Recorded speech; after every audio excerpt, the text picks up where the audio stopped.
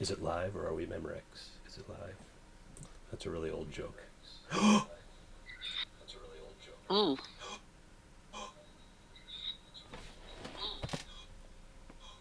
A little bit of feedback echo there. Wow. Hey, that worked. Now, what I need to do is I'm going to mute my mic here for a second. And. Mic here for a second. When do you speak? Wow, that delay. Yeah, there's a lot of delay.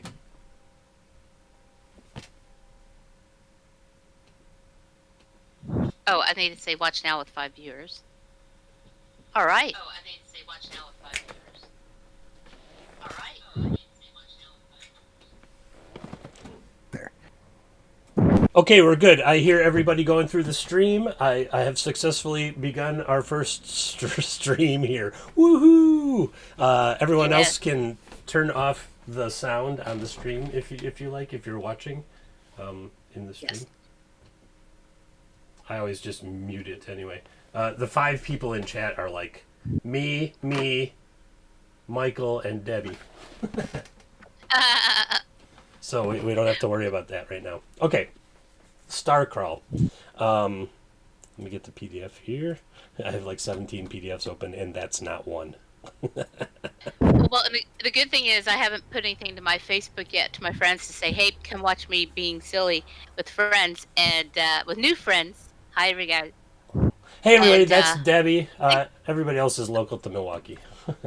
Cool. Nice to meet y'all. Nice to meet you. So I'm waiting. Somebody else still has their sound on for the stream. Don't think that's mine. Nope, not mine. Yeah, I'm muted. Are you still hearing like an echo from everybody? I was, yeah. But not now? Oh, it just stopped. That's weird. Okay. What? Can you hear this now? No, we're good. Okay, cool. All right. Success number 1. We navigated to the start stream thing. Let me get this open. I read most of it. Well done. Well, that's kind of how I run stuff anyway. I'm like, yeah, I read enough. That's fine. Game books. As somebody asked recently, do you run modules as written? Like, no. That requires too much reading. All right, I think I can shrink this down. And all right, so Starcrawl, for those who haven't read it, which is pretty much all 4 of us. Starcrawl is a game of sci-fi, adventure, discovery, and wonder. Unlike most games of the genre, Starcrawl is not intended to force play into a specific setting. Oh man, John Snodgrass shouldn't have said that when he wrote it, because I was just like, oh really? Watch this. So there are manimals, there are sentient plants, there are regular humans, there's mutated humans, there's techno-organic kinds, there's some fantasy races, there's fantasy classes, there's I'm going to try to stick to genotypes. There's fantasy genotypes, and yeah. So hold on, let me put myself on the Roll20 page that you're on. All right, so we're just looking at nothing really. So each one of you, who's unknown citizen? Oh, I have it set up. Cerebus is going to be unknown citizen 1. You can name yourself later, but for the start of the game, this is how it's going to go. And you'll understand when I start explaining what's going on. And then Snacks is Debbie. You want Debbie or Snacks on the stream? I have Snacks right now. You can keep Snacks. That's fine. Okay. All right, and then unknown citizen number 3 is Michael.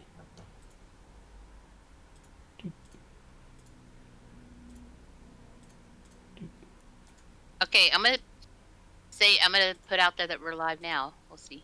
Sure. For some reason, Facebook is not behaving, so.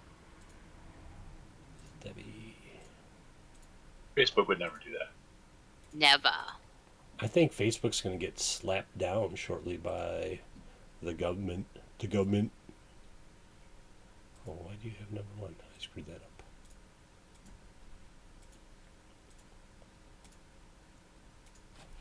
All right. So if you look at, I was like, I screwed it up again. Then I looked, and Cerebus and Michael are both kind of green in chosen color.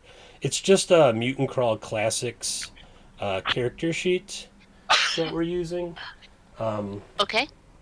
Because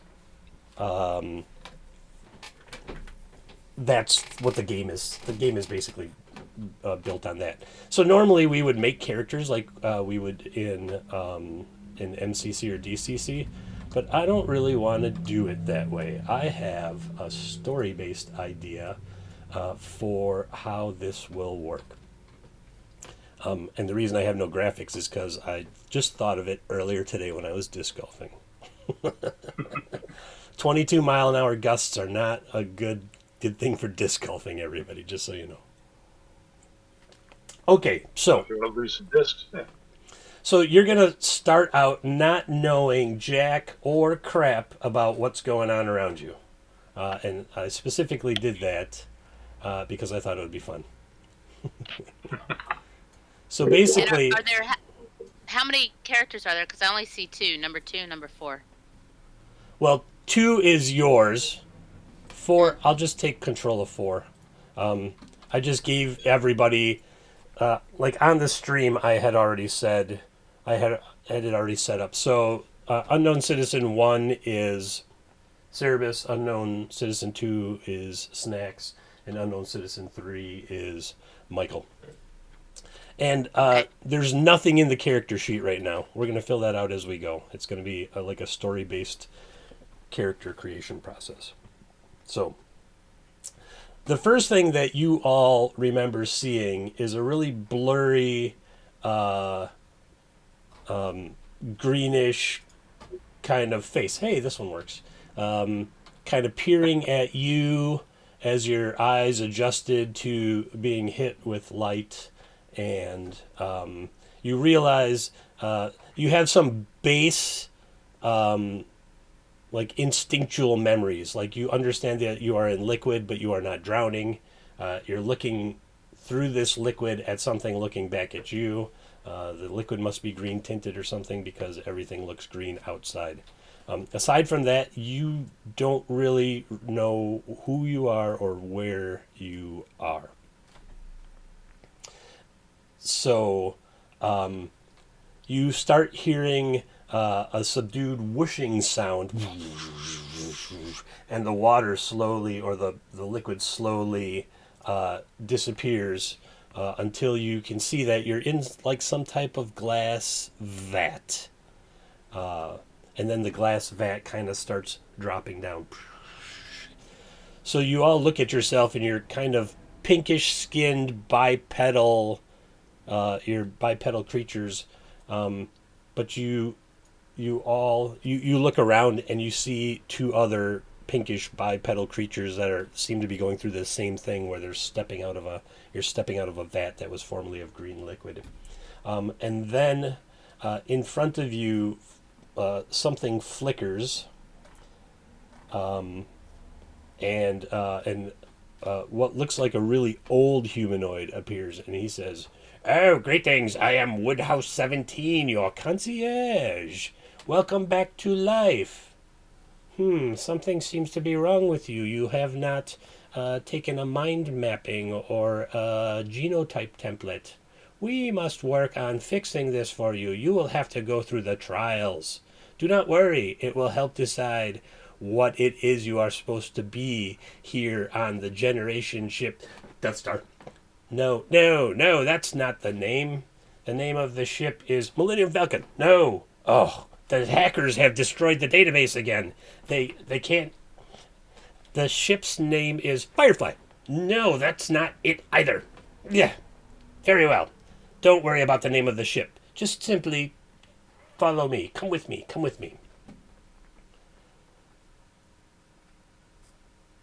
And All right. Suppose you will. You look very strange, and so do you.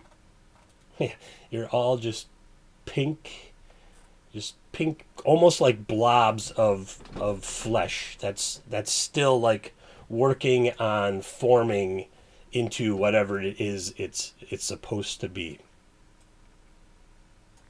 And so the concierge Woodhouse 17 kind of turns and walks and he beckons over his shoulder like, come on, we've got things to do. You don't want to be a pink blob of undifferentiated cells forever, do you?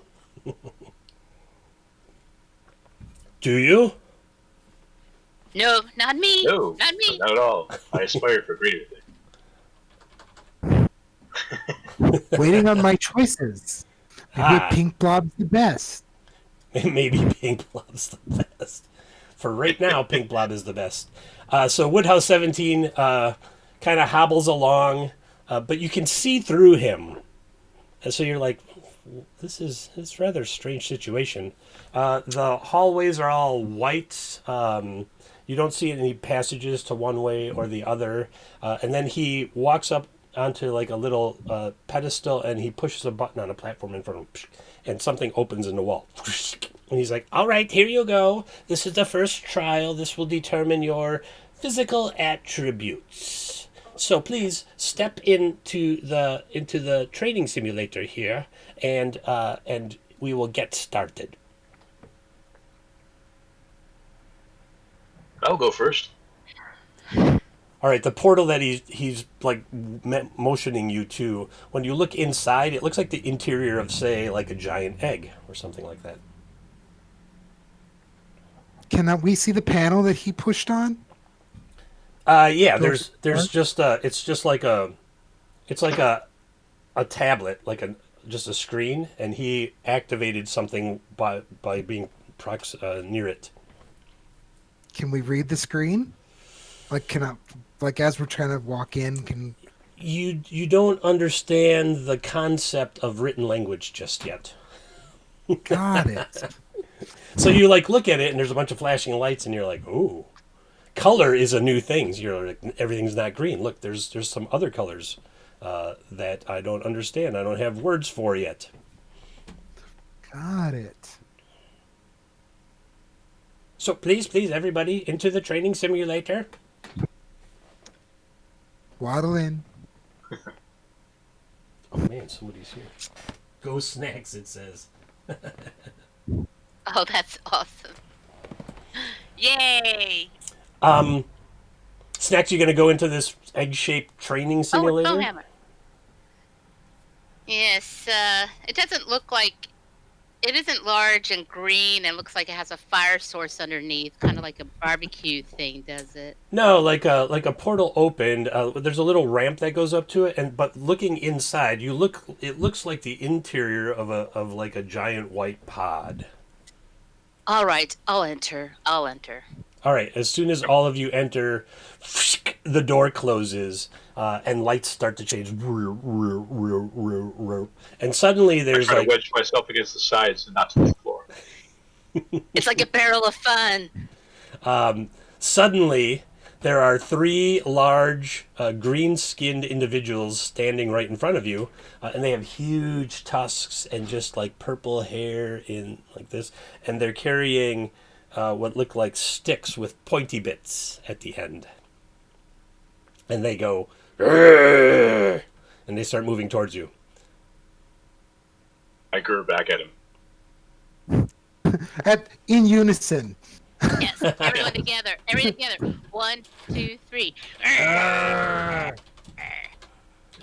They stop for a moment, and then their faces do this. And they don't look happy. So they start running towards you with the pointy bits on their sticks aimed right for you. And they're about... They're probably going to reach you in very short order. Not far away.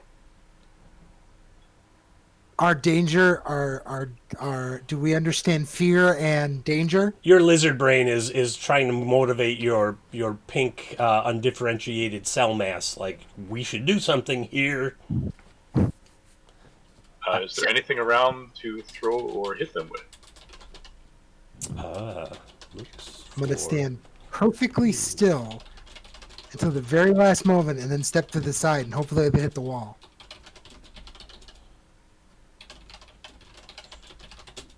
All right. Snacks, what are you gonna do?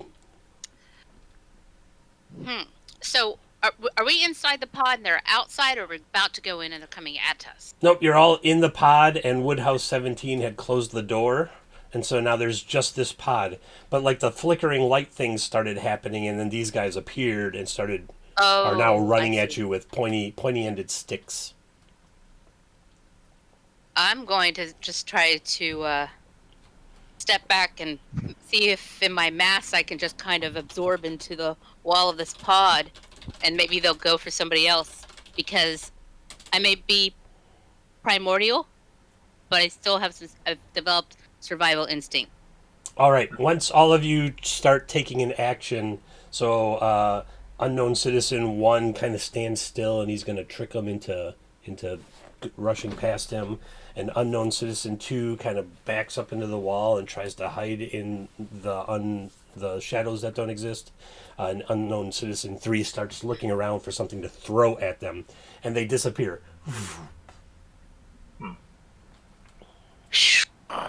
If I had arms, I would be like, You do you have arms and legs. You're just like some slightly gelatinous bipedal creature right now.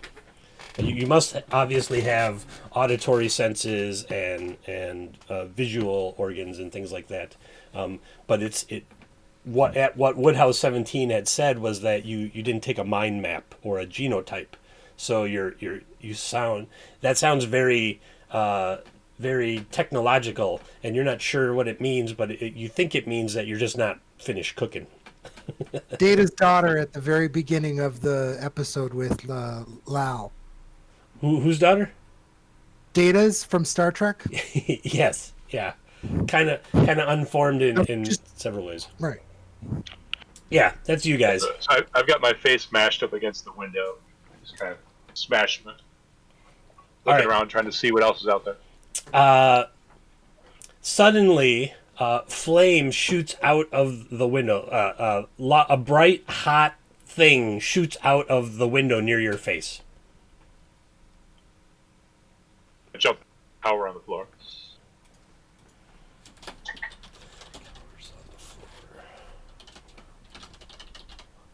out the window. Intense Out the window? No, there's just like a porthole, and he had his face up against it, and then something shot out of it. Unknown Citizen number 1, Cerebus. Bright beams of light start hitting the floor near you, leaving black marks on it. Pew, pew, pew, pew, pew, pew. Are they getting closer to me? Yes. Do they follow me when I move? So you move? I move to the right. All right. To the left. Pew, pew, pew, pew, pew. Yes, they start following you. Wonderful. They're coming from somewhere up above in this pod.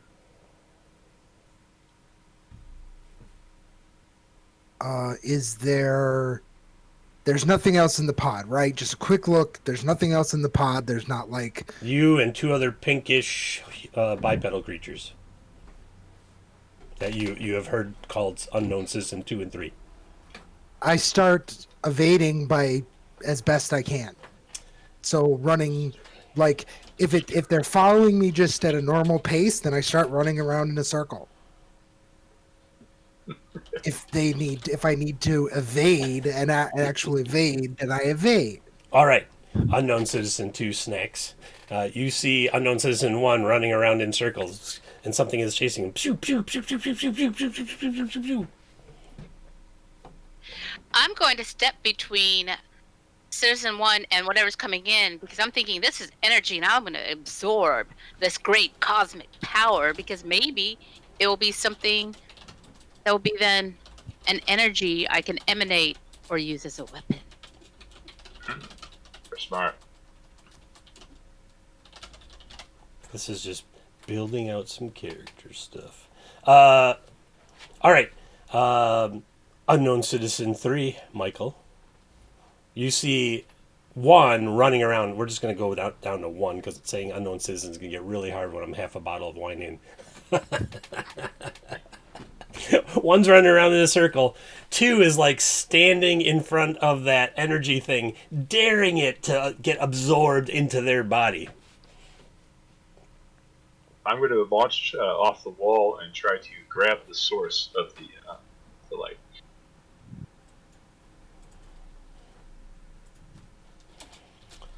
Launches.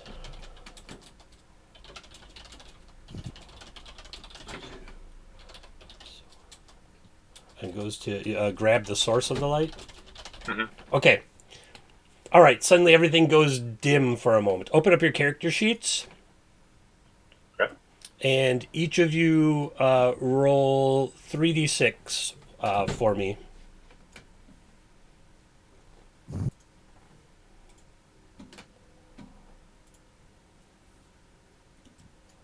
Where is my character sheet? Oh, there it is.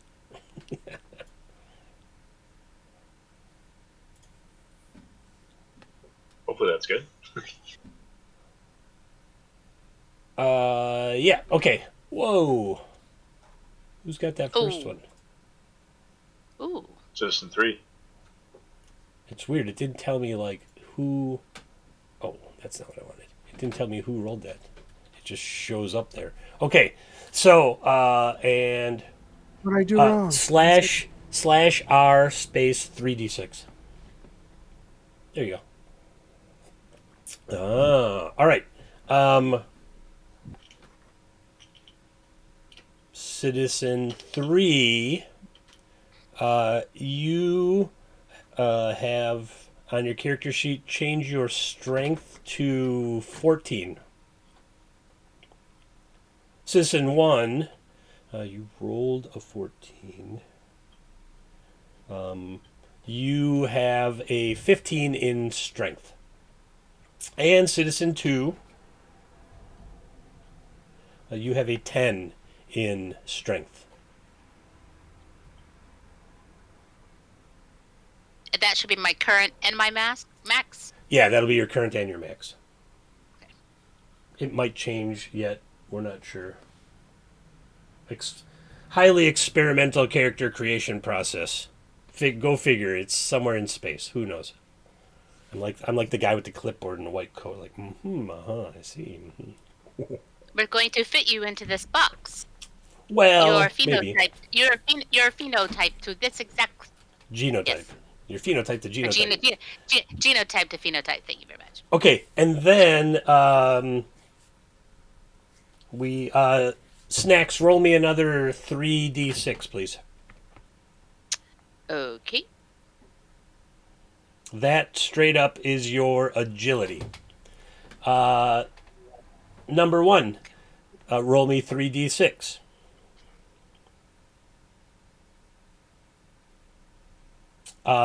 You will have a 10 for agility. And number 3, roll me 3d6. I should have made a macro for this. I still could, actually. Wow! Look at that. Zoinks.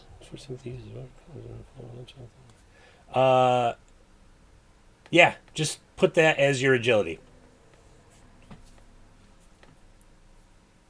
All right, and then number 3, I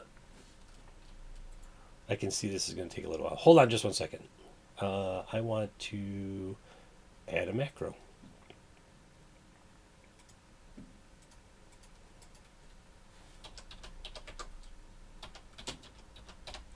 Everyone can go into the upper right corner next to the gears, the 3 lines. I made a macro that everyone should be able to see. Visible to players, all players, save changes. So you got to show the macro quick bar. Yeah, show the macro quick bar, and then you should have a macro right there, 3d6, and then you can click in bar. And then all the way in the lower left corner, it'll be down there. And we'll be able to use that. You don't have to keep typing or copy pasting or anything. All right. One more thing. Okay, so I finished with number 3, right? Yes. Number 3, roll that 3d6 macro. You have an 8 in stamina. Number I like 2. my rolling better. Number 2. Roll that 3d6. It's just an experiment. Okay, all right. It's not just roll 20. It's probably just roll 20. Go ahead, Snacks. Roll me a 3d6. Okay.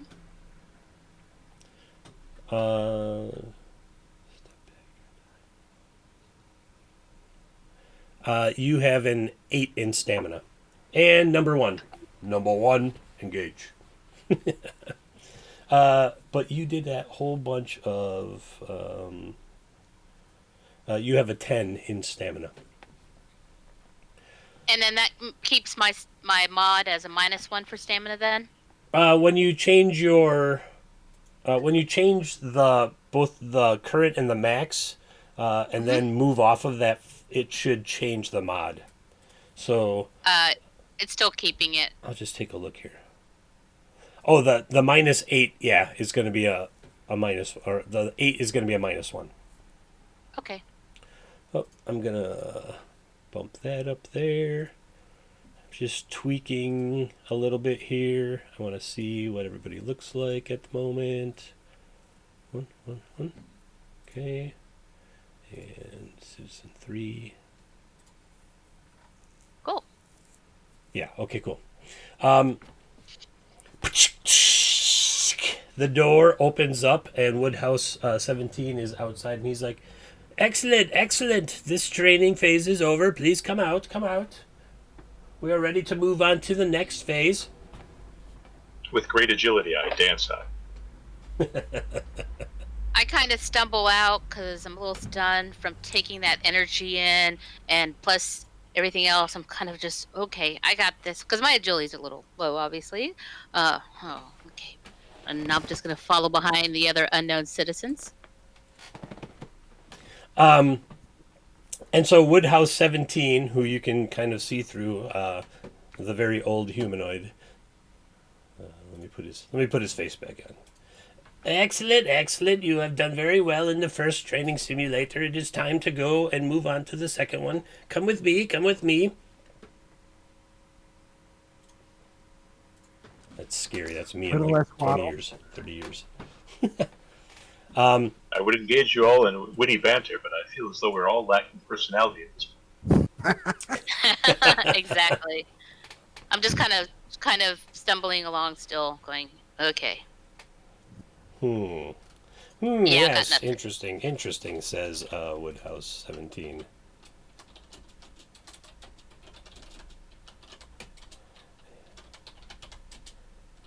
I'm moving my hand through Woodhouse if I can. Would you please, do you mind that interfaces with the electrons in my hologram simulation and it itches, tickles? I'm not sure what the difference is between the two. Do you know the difference? Do you know the difference between the two? I tried to tickle him under the ribs. So does that feel different? It makes the hair on the back of my neck crawl. Yeah, that's a tickle. He's like mixing metaphors. He doesn't know what he's talking about either. Oh, I hear a motorcycle. All right. So you keep interacting with him. That's interesting. His joke tickles Woodhouse. I see him taking notes. Yes, push my glasses up. Okay. Literally everybody adjusted their glasses. That was great. Subliminal messaging. You have glasses and you hear it, you think, Yeah, you're like, are they slipping? I'm signaling to the other players, the other unknown citizens, let's get out of here quick. Weird. I like this. All right. So Woodhouse 17 is walking. He's pretty spry for an old guy.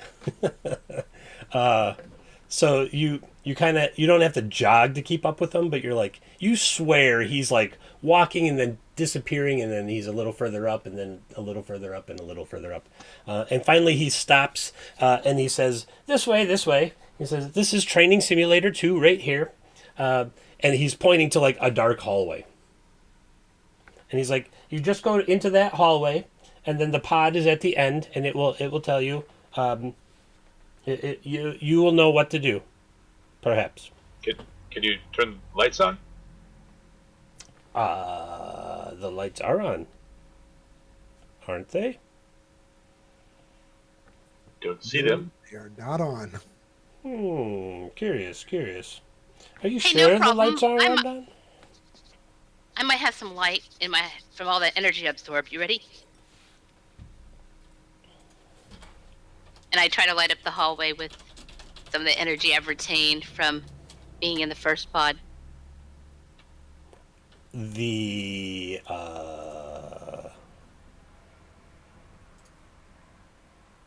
nothing happens.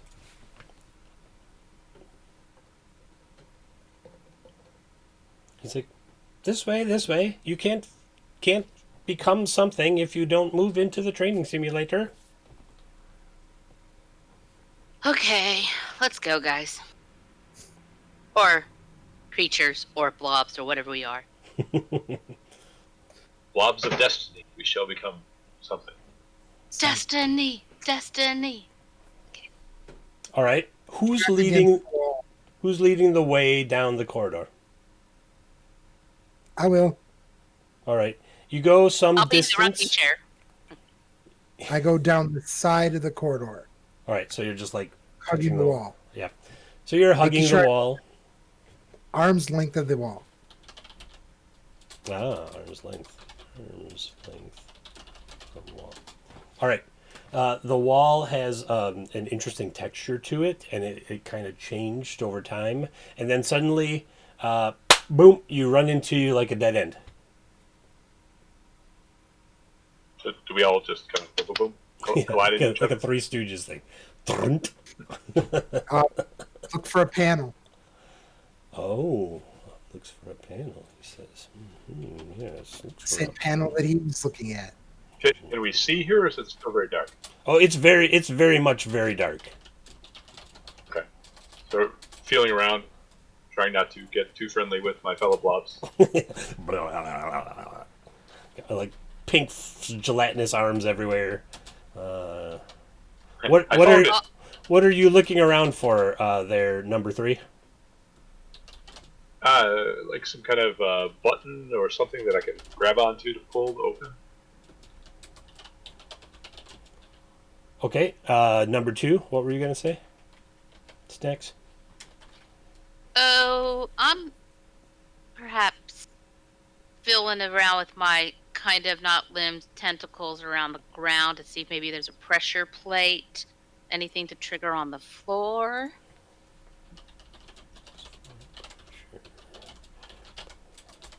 I see. Very well. Interesting. Yes.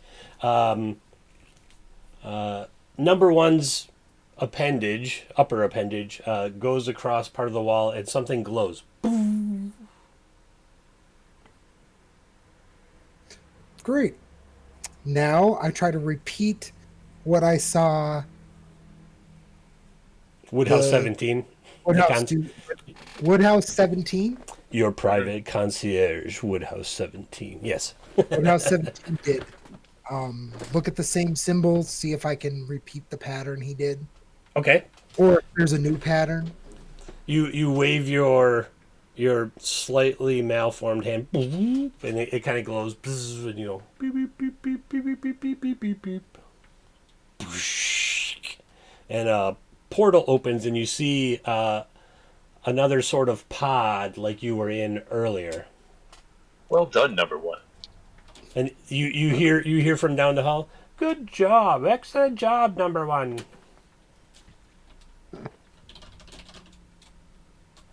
So I guess we get in. Let's enter. Let's go into the pod. Yep. I feel like a half-baked cake. Look like a half-baked spam. Do I Yeah, that's recognize? true. any of the symbols on the device, like settings, or like, is it just a, hey, look, I copied things, or I'm like, oh wait, that symbol seems familiar. If I hit that, something different will happen. Something is itching in your lizard brain, most certainly. You're just like, I feel a memory of that thing on the thing, but you can't quite find the words just yet. But you know that thing on the thing that you saw just now that you pressed. Bloop. Are there a bunch of buttons? Could you be like the kid on the elevator? Push them all. It's like an iPad or a tablet like set into the wall. And then when he ran his appendage over it, it glowed. And then he did something he saw Woodhouse 17 do. All right, so the portal opens into yet another like round white room.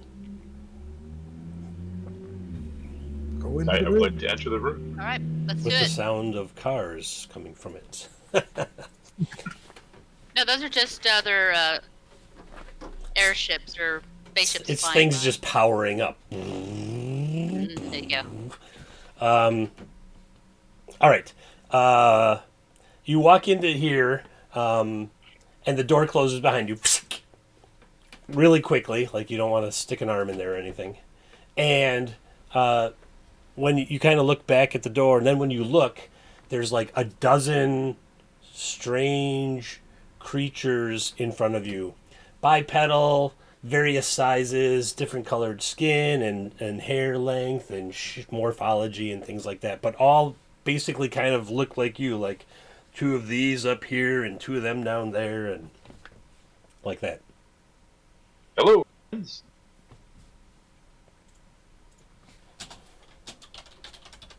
So you have not gotten your personality either. Some of them turn and look at you and say, "Oh, it's a new one."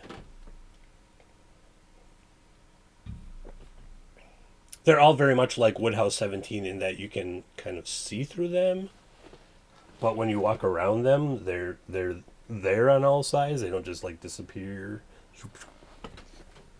So they're like a hologram.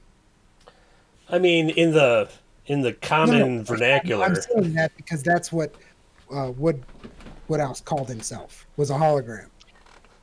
That's right. He did. He said it interferes. did he? He said it interfaces with my holographic matrix. The electrons of his holographic matrix, or something to that effect. Yep. Excellent Oh. memory. Very observant. Thank you, Citizen 3. Excellent technical memory. Wait. Yes, So I much. started experimenting and asking them if this tickles. You're like tickling all the people? Yeah. All right. Very handsy. Are there any, like, I'm gonna say a word that I know that I don't know, emitters? Things like, okay, You're light looking just for doesn't like come from things nowhere. things pointing from the walls or the ceilings that are lit up, they're like shining or something like that. Well, yeah, that are making these things appear. Things just don't. Light has a source, which is a basic setup.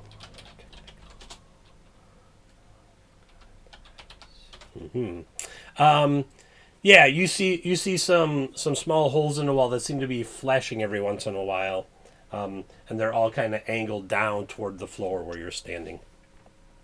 So I take it the Wi-Fi is really good inside this pod.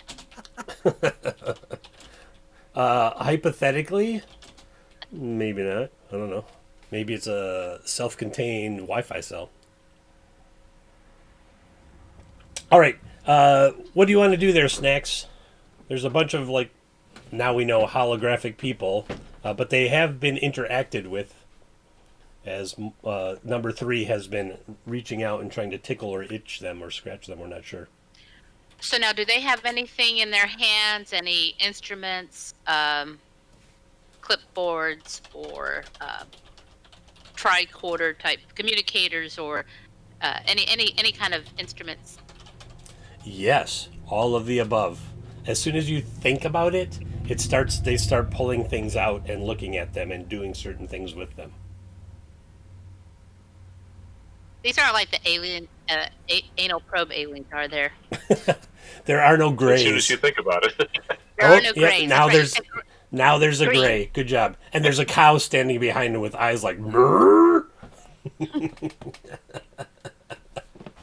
Hey, But- I'm like, you can take my temperature, but check my Forehead. kind of where my forehead will be at one moment. Oh, laser thermometer. Beep. Laser thermometer. COVID negative. All right. Let's start with number you said one. we're new. Are you old? Who's old? I'm old? How dare you call me old? Never ask a woman her age, says one of the holograms to you. And get your hands away from my armpits. That is rude. Woodhouse seemed to enjoy it. Oh, Woodhouse. And then they all titter. Are there any panels in this room? In other words, start filling the walls for panels for the same type of iPads. Searches interior room for... excellent. Okay, let me finish this other thing. All right. You do not find any panels here in the room. Number one, roll me a 3d6 and 3d6. We'll just get them done right away. Two of them. 12 and... Excellent. Your personality is a 9. Your intelligence is a 15.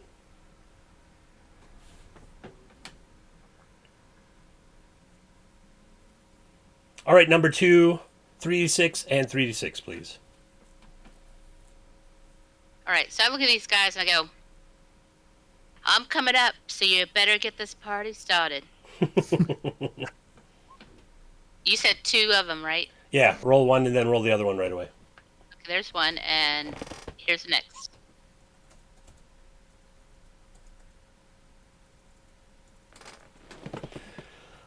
All right.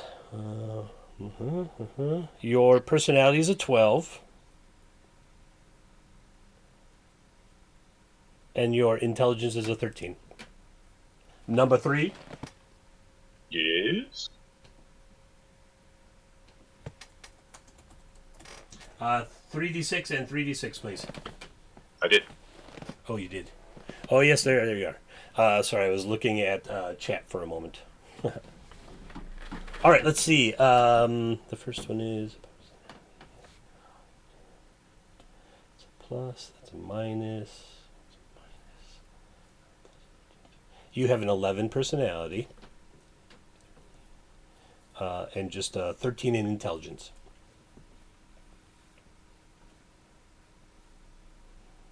All right, and then suddenly you hear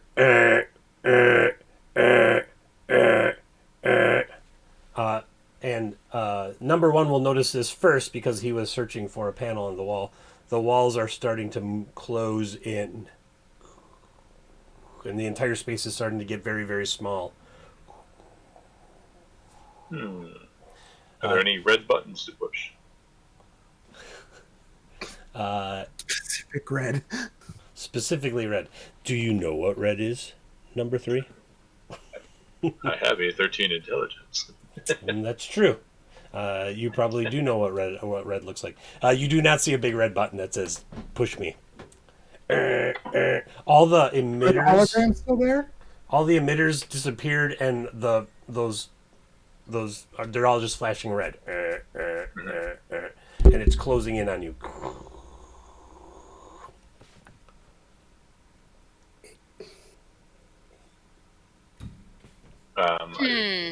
Number 1, try the panel again.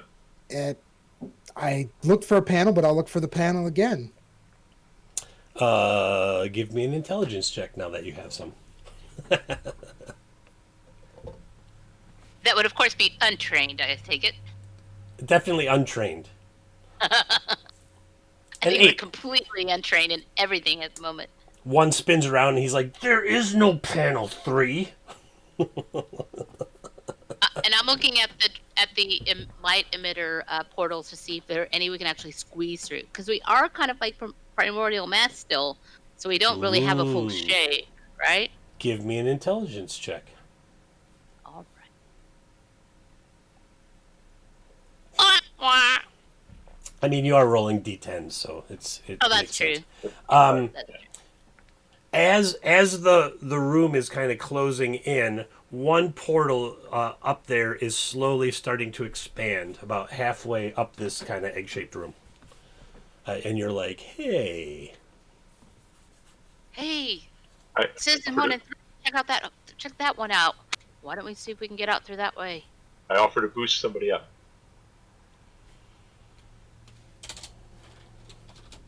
I'll go for it.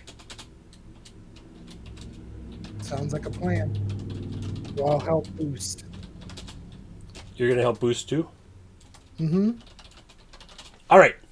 The two of you. The 1 and 3 of you heave 2 up to give me an agility check. And you can do this one trained now because you've been using your agility for all of 3 minutes. All right.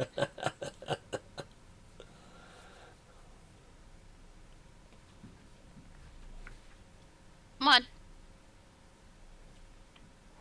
me try that again. You miss a pop-up window. Oh, there or we go. something? Oh, okay. 16 the first time. Yeah, I'll take that 16. 16. Oh, yeah. Yep. I'll take the 16, yeah. They boost you up, and as you reach forth with your somewhat gelatinous, pink, undifferentiated arms, your fingers harden and you grip onto the edge, and you're able to pull yourself up. I'm going to roll. You have a 14 luck. That will be your max and your current. 14 luck. All right. Not too shabby. When you get up there, you see that there's like a tunnel that widens from where you are and gets wider as it goes back. Excuse me. And the room is below is still closing in. I'm gonna Two, lift. two, should we follow? No, Boost up 1. Hey, guys, come on up. I boost you up. Oh, all right. Come on Oh, up, and I you help guys. get up. 1 and 3, roll me a d4. We'll figure out. You go first. No, you go first. We'll see who goes first. 1 got a 3, and 3 got a 2. 1 got a 3 and 3 got a 2. Everyone get that in chat? Oh, okay. I paid it twice. Okay. And then 1 said, I'm going to do it again. So, So, and I can probably do a strength check to try to help pull him up. so they're like, you look down and you see them like, oh no, you go first. Oh no, you go first. Oh no, you go first. And then 3 ends up on top, and you can reach down and try to help him up. 3, give me a trained agility check.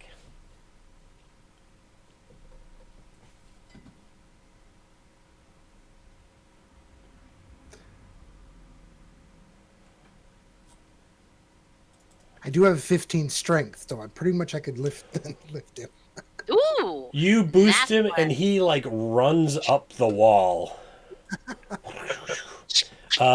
Your luck, current and max are 16 Just for 1 or 3? for 3 for you. And then 1, you helped them get up. Just give me a luck check now. There's that button for luck check, and I know it says like you have an 8. We'll see what happens. Can we try to help him? How will you help him? I would say 2, hold my feet. And then That's reach down. Let's use Snacks. He's like, hold my feet. Oh, yes. Okay. Yeah, I Hold forgot on. I was 3 before, too, when you were saying roll. I knew it would be a little confusing. I figured. That's the point. You don't really know who you are yet, do you? Yeah, that worked. All right, so you grab his feet, and then 3, Michael reaches down to try to grab 1. Give me an agility check, Michael. 3.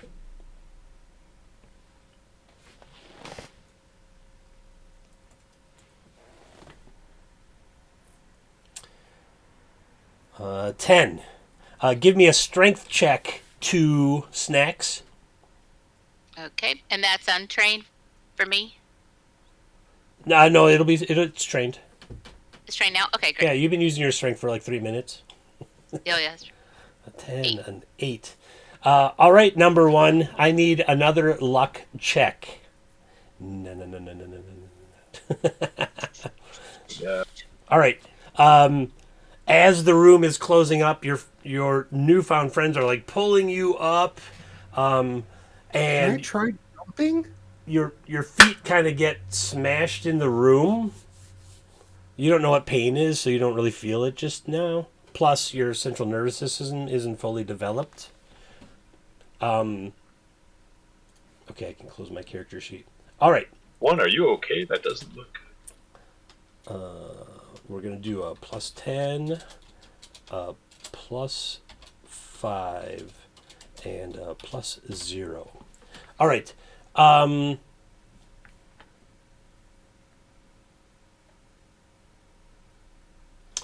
Number 2, snacks. Roll me a d20, please.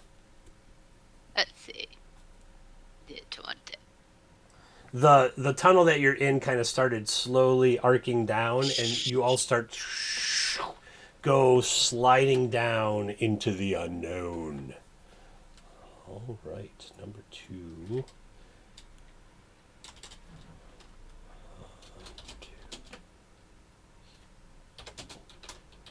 I believe we've been flushed.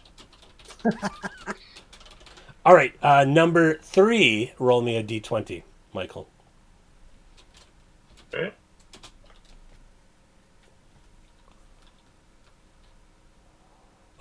No. 2. That's amazing. No, it's all right. All right, and number 1, finally, roll me a d20. And 11. Excellent. All right. All right. I got to put it here. Animal.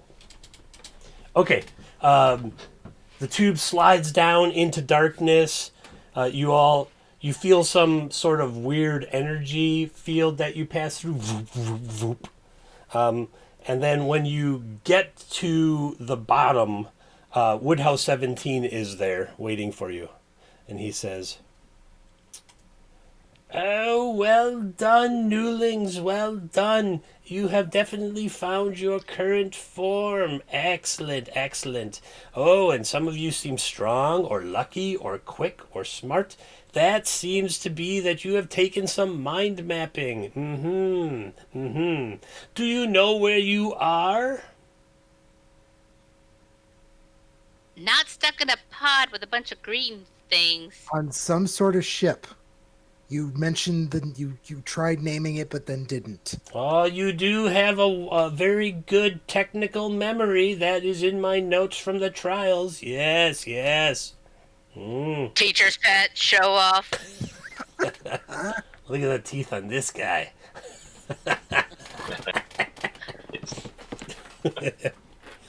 What do you think, number 3? Do you know what you are? Do you know what you shall be? Where you are? No, but I feel great potential in all of us. Great potential, yes, great potential. I see. I shall raise the lights. When he does so, you see that... Oh, crap, I lost my notes. You see that number 2, Snacks, is dressed in a wide-brimmed hat and is about 5.5 feet tall and has a long, dark coat covered in dust. And number 3 is about as tall as he is wide and has grown a really long, full beard. And he looks pretty stout and ready for battle. And number 1 I need you to roll me. Let me find Adobe. We're gonna go. Want some ale? What is ale? There we go. Your brains are starting to like piece words together, and you're like, I have a beard, and I like metal and underground metal, and also metal that you get from underground. All right, I have to find this table. I believe it's going to be a 1d30, but I'm not sure. Let me just scroll down to this here. What color is my wide brim hat? You tell me. What colors do you know right now? Well, I both know none and I know all. Your things are starting to flood into your brain, and memories are starting to get filled, and you have an idea of like what colors are, and you might even like one of those colors, as a matter of fact. Well, my long dark coat is actually covered in star dust, All right, Ziggy. which might be useful. Hey, Yes. number one, roll me a D30. Did you do that already? A D30. No, I did not. Okay. Hey,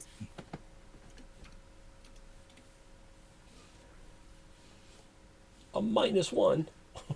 there. 29. It says a roll again on this table. 11. Roll me a D4.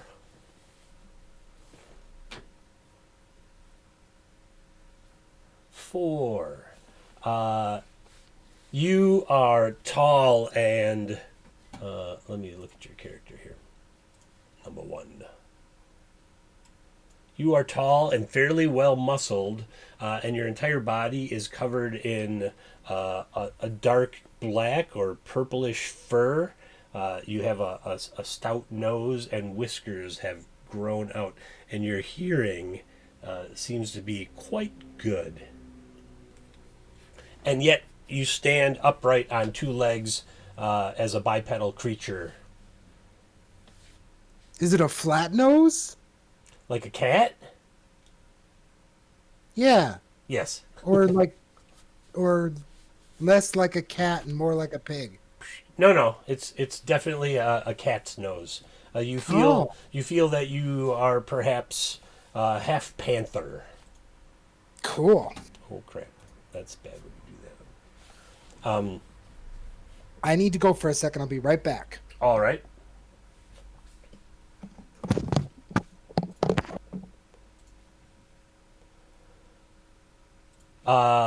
So number 3, Yes.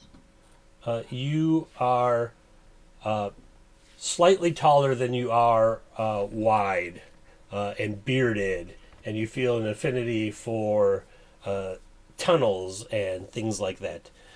Do you want to keep that choice, or would you like to utilize your +5 that came from your interactions?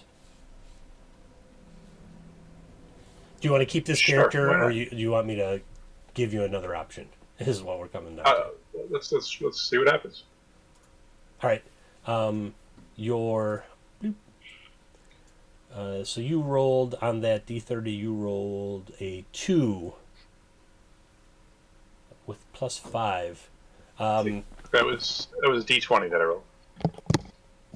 Oh yeah, D20. Yeah. So Okay, you I'm rolled- back. All right. So you rolled a 2 on the D20, and you have a +5 from those last activities.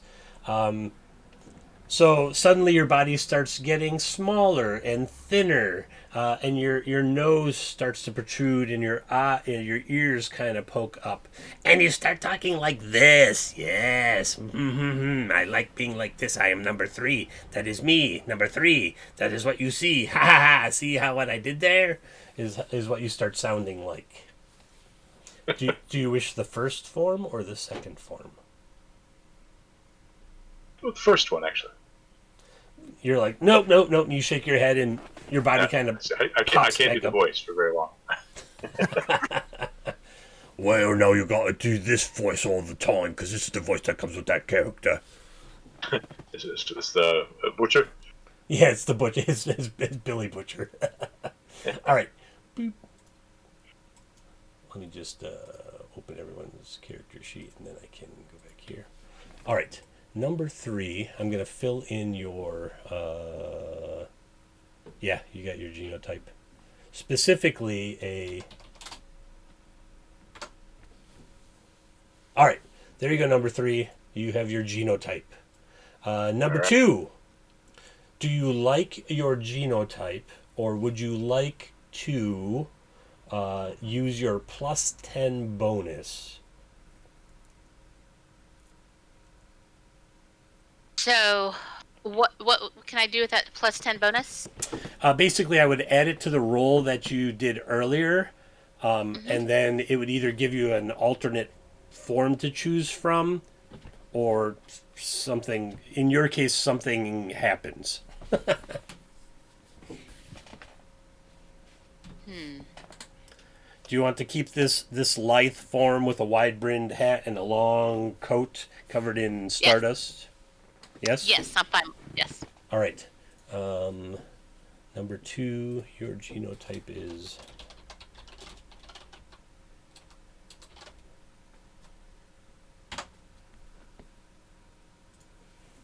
And number 1. I'll keep it. You... What the heck was it? 11. Oh, yeah. All right.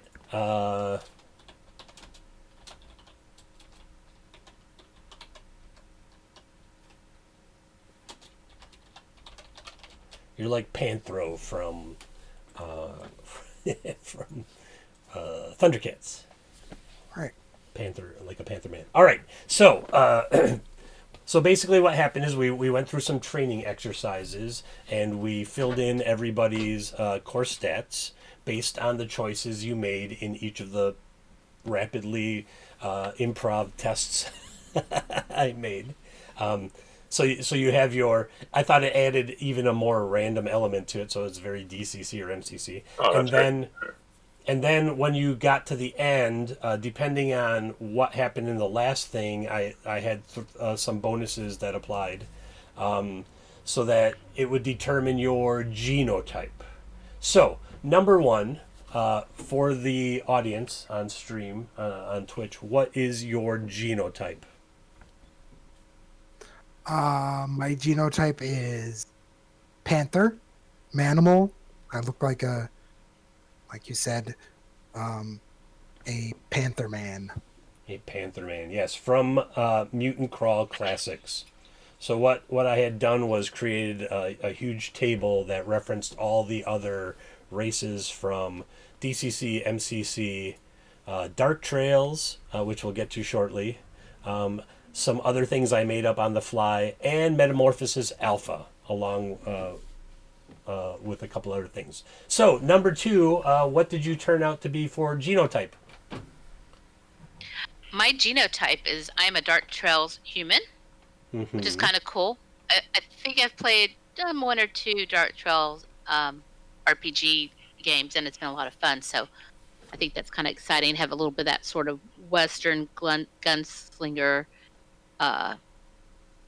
aspect to it. And I am wearing a wide brim hat with a long dark coat covered in stardust. Indeed. And my hat is it's something that you look at. It's like, is it black? Is it purple? It's all the colors of the rainbow. So it's very sort of changes and colors. Almost a little like, something like, say, I don't know if you can see that, but the idea of, so that it can be distracting. It can also be something that maybe is a conversation piece if I have to, say, go into Space Cantina or something. Mm-hmm. And number 3, what has your genotype ended up being?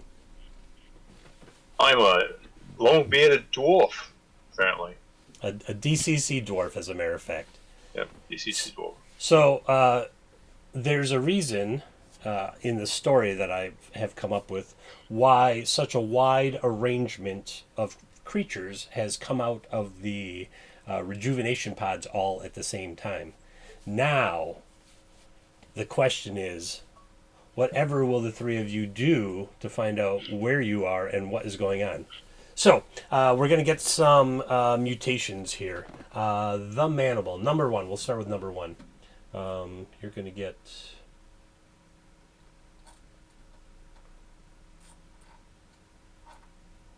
Table 1-6. Hey, Woodside, I imagine myself a bit taller.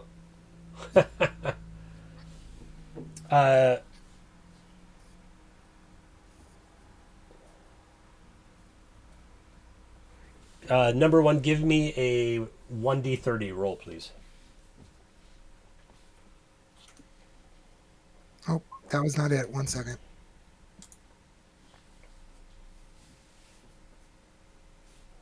That was 10. it. All right. Give me a 1d6.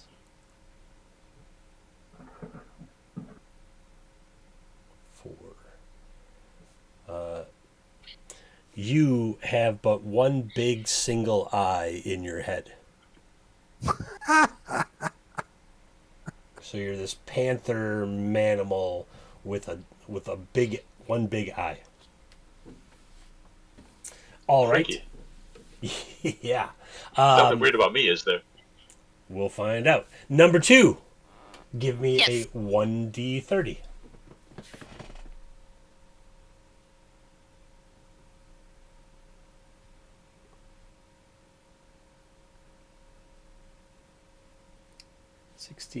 And a 1d6, please.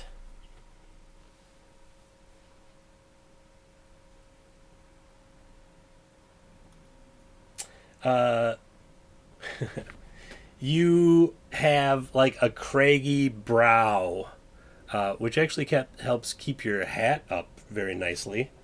And when you take your hat off and you run your hand over your skull, you feel like ridges in your skull that come down all the way down to this craggy brow. Dude, I tried all my life to get rid of my unibrow. What the? All right, the number. Yeah, do I look like Worf, kind of like a Klingon, forehead? It is entirely up to you how you wish it to look. It simply says has a craggy brow and a ridged skull. So there's definitely a point over the top of your head, and it maybe comes to like a Neanderthal brow or whatever, however you want craggy brow to be interpreted.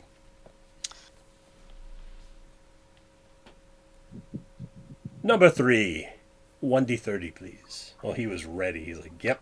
Oh, look at that. 29 says roll twice on this table. Oop. So roll 2 more times.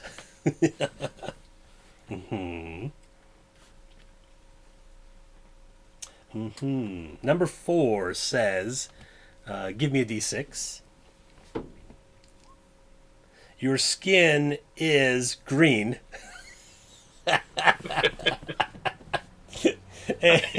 And for the 11, roll me a d6.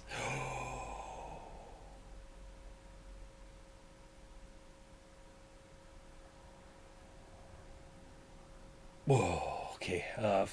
Good. I was getting a little lightheaded there. Your eyes are covered by semi-transparent skin. Gross. So you have green. Your skin is green, and then your eyelids are kind of see-through. Right. He's a frog. He's a what? He's a frog. Basically, a bearded. A very short, stout, gruff frog. Wonderful. From a character's perspective, do these seem like intentional, or like these are like the system didn't work properly? Oh, well, Mr. Smarty Pants, number 1, give me an intelligence check. It's a very astute observation. It really is. You're like, are we supposed to look like this? I don't know what's going on. 8. You don't really know right now. Oh, crap. Now I'm carping. I want my cheesy puffs. Okay, sorry. I accidentally hit that. Figured. I mean, that's what you do, right? If you hit Cartman accidentally, you do a Cartman in improv. Of course. Okay. Oh, this is cool. As test streams go, I feel like this is going wonderfully. It's not super high tech, but the CPU, the actual CPU, not this CPU, is at 69%. This one has finally got rid of the pit in his stomach from earlier. Okay. So you're all kind of standing there, and your bodies stop transforming, and you're like, ooh, and you're like cracking your necks, and getting used to what's going on. Some of you have one eye. Yeah, some of you got one. Scratch your one eye. Hold on, I have to get my Metamorphosis Alpha books, which I then buried under some Gong Farmer's Almanac. Everybody.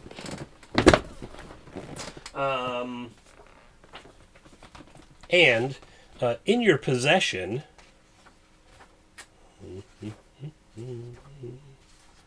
I've had these books sitting on my shelves behind me for like ever, and I got them in like a random Goodman warehouse thing, and I was like, what am I going to do with them? Because I don't have the core rule book. Hey, let's start with number 1. Number 1, roll me a D100.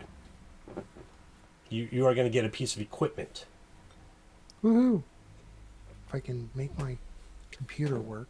Like Woodhouse 17 is there, and he's like, oh, wonderful, you have found your final form, excellent. Here is your Edudex, and he like jams something into your wrist, and you're like, ah! And he says, all you have to say is, Edudex, tell me about whatever you want to know about. And then he hands you like this folded up piece of paper, and he's like, some clothes. And 59. Oh. How very fitting for a Panther Man.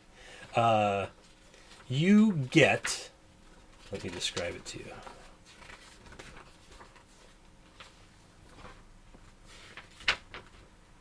Here we go. I'm just going to tell you in like modern day terms. It's like a hover motorcycle. Atomic powered hover motorcycle. That's what you roll. One-eyed panther. One-eyed panther on a atomic powered hover motorcycle. Yes. Right. I love where this game is going already. Priceless. All right, number 2. Roll me a D100. Oh, you also got the Edudex, which kind of like hooks you into the network. And the clothes that he gave you are like a paper uniform. It's just like a paper jumper. There you go. All right, number 2. Give me some D100. Ooh!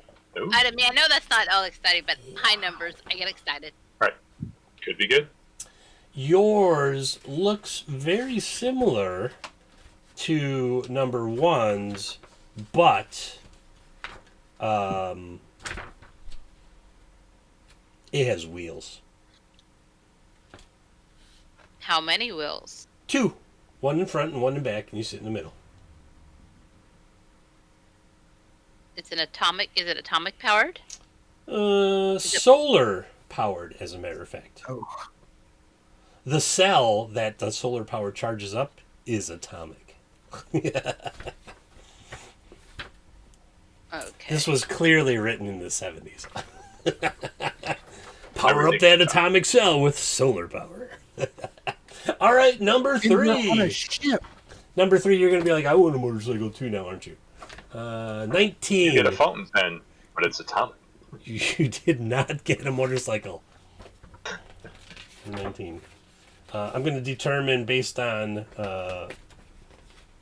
what it is, whether or not you get it and something else. And I'm going to go Stick with... it in now. Quiet. Excuse me, that's quiet. That's the That's my motorcycle. that's a motorcycle. Yeah, exactly. We're kind of powering him up. Ooh. You get a 5-inch cube made of milky crystal, and it lights up. It's a glow stick. All It's rave. right. It's rave time. We're having It's it's glow stick. it's literally a glow cube. Nice. It's literally a glow cube. Roll a D100 again. Woodhouse 17 is like, oh, that's unfortunate. I haven't I seen mean- one like that in I forever. mean, it'll be useful. However, that'll be much more useful as well. No, it won't. No, it won't.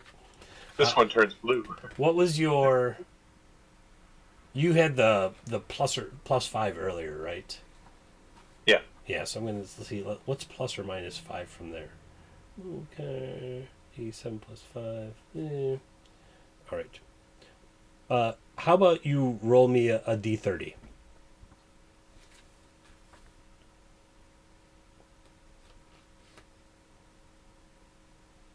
Hey, Chris, can you fix the roll screen in the Twitch channel? This one? Yeah, let's see here. It looks like it's not updating, so it must be this. So I have to go to... So I'm looking at my cube and I'm like, wow, this is amazing.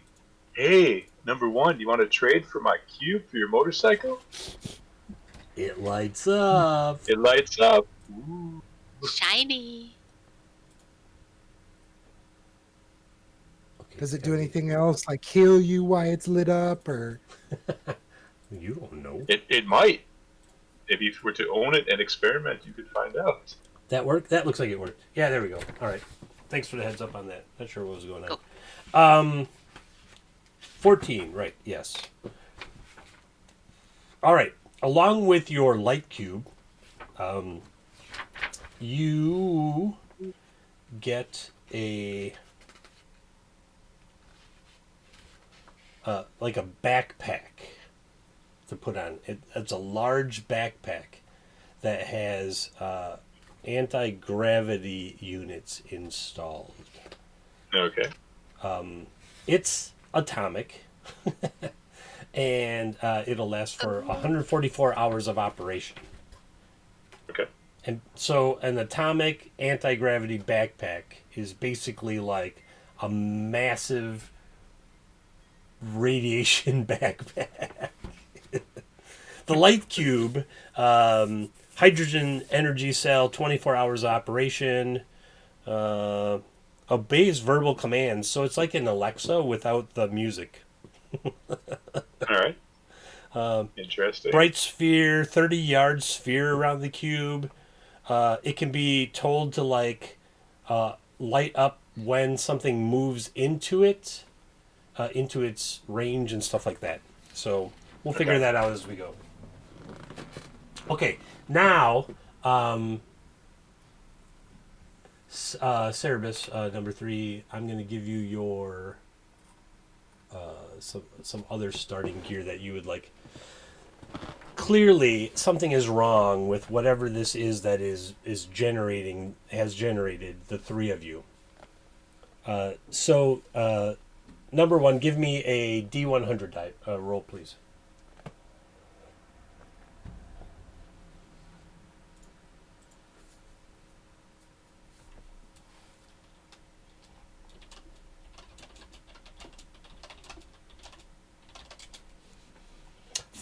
$41, yes. You get some hide armor, formed kind of leather armor made from a creature you're not quite sure what it was. It will give you a +3 to AC, so if you put it in your armor tab, it's +3 to AC, and it is worth some trade-in value if you decide to do that later. Yep, go there, hit add.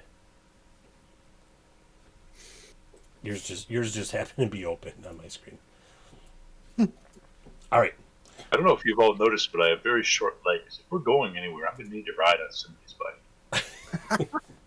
Fortunately, all the bikes are made for 2 people, though you might be a little too heavy for one of them. Or both of them. All right. Number 2. I have to open. Let's see. I have to go to here. Yep. And then your. Let's look at some of the starting gear here, huh? I'm just picturing having to pull me in a wagon. Oh, we got to do lucky sign birth augurs too. Yes, yes. Before that, roll me a D100, please. Snacks, number 2. Okay, let's see. 59.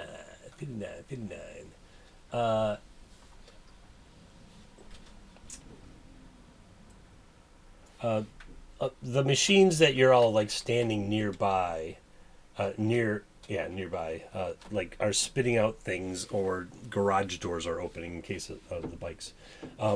For you, like a door opens in the wall and there's a bottle there, and you know it to be laudanum, and it has 4 doses.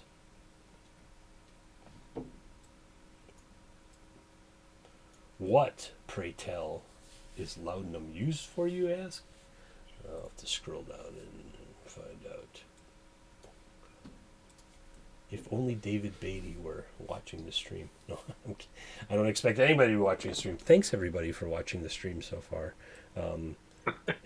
It's not an utter train wreck, but it's close, isn't it? One iron spike on a rail and... Yes. So laudanum is it's a tincture of opium. Yeah. It was used for like to calm the spirits and reduce pain and things like that. I'll give you specific details on it later when off stream and stuff like that. Okay. There might have been something else. Hold on, let me look here. What is this one? Oh. All right, and then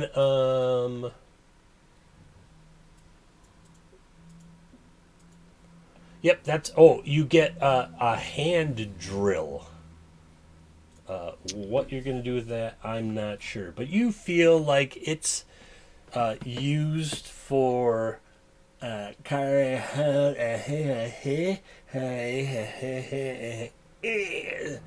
like carving holes into people's teeth so that you can fill it. If you Does it come with bits? If you want to use it as a weapon, it does D3 damage. Is it by chance a Dr. Cuspid drill? I've heard he's a most excellent dentist. How ironic!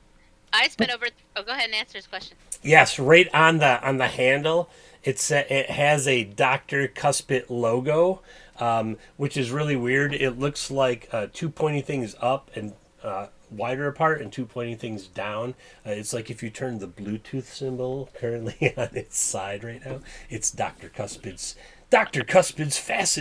patented hand drill. But does it come with bits?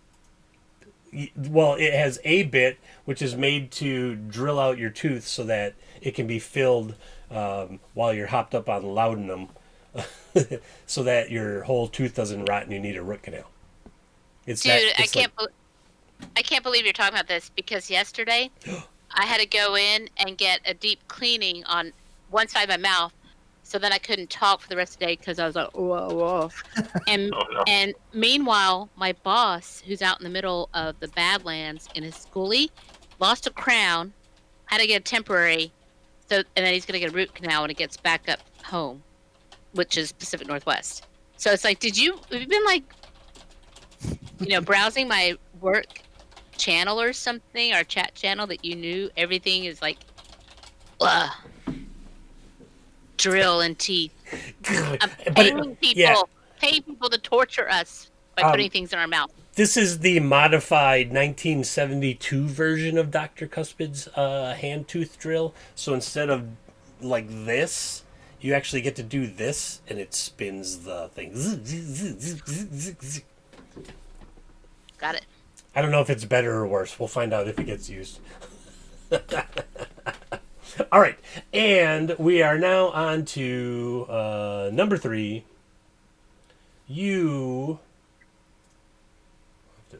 So many books open. Oh, actually, I can close them. I don't need that. And Adobe's like, hold, please. You have so many things open. Just hold, please. I have like all the custom ancestry and culture books open because that was an option from 5e. Because I thought those would be, nice. I thought those would be super cool. So I was like, roll a D106. All right, Which dwarf. you can do.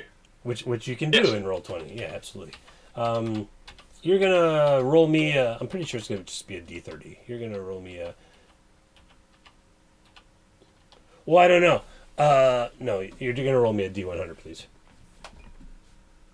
41. 41 says you get Mike? a pitchfork Ooh. and a hen. Bark, bark, bark, bark, bark, bark.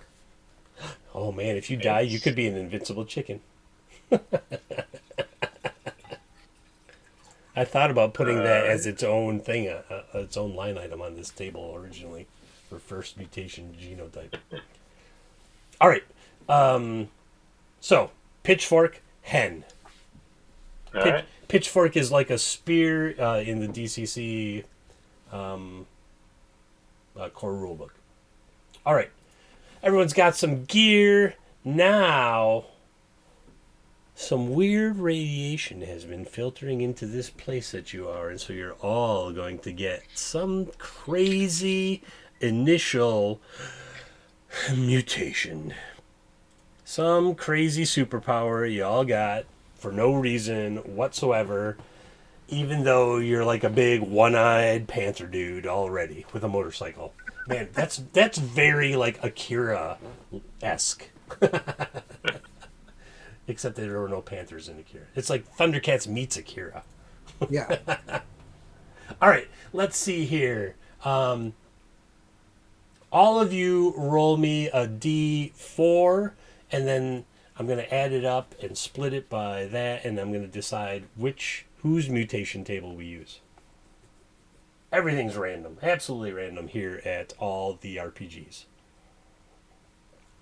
I didn't think that all the RPGs was going to mean I'm going to use them all at the same time, but that's what it's turned out to be. 4, 2, 1, 4, 6, 7. That's a 7. I'm just going to go with that 7. So it's going to be, we're all going to get mutations from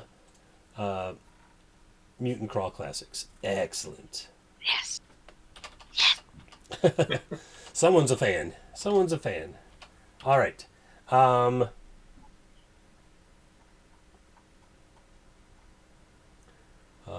Here we go. All right.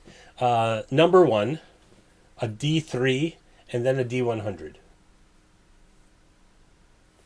All right.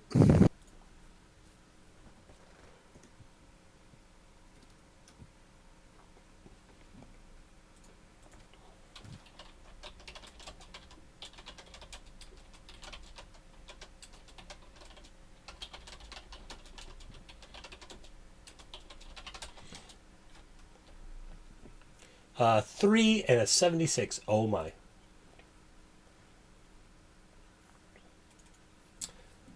You.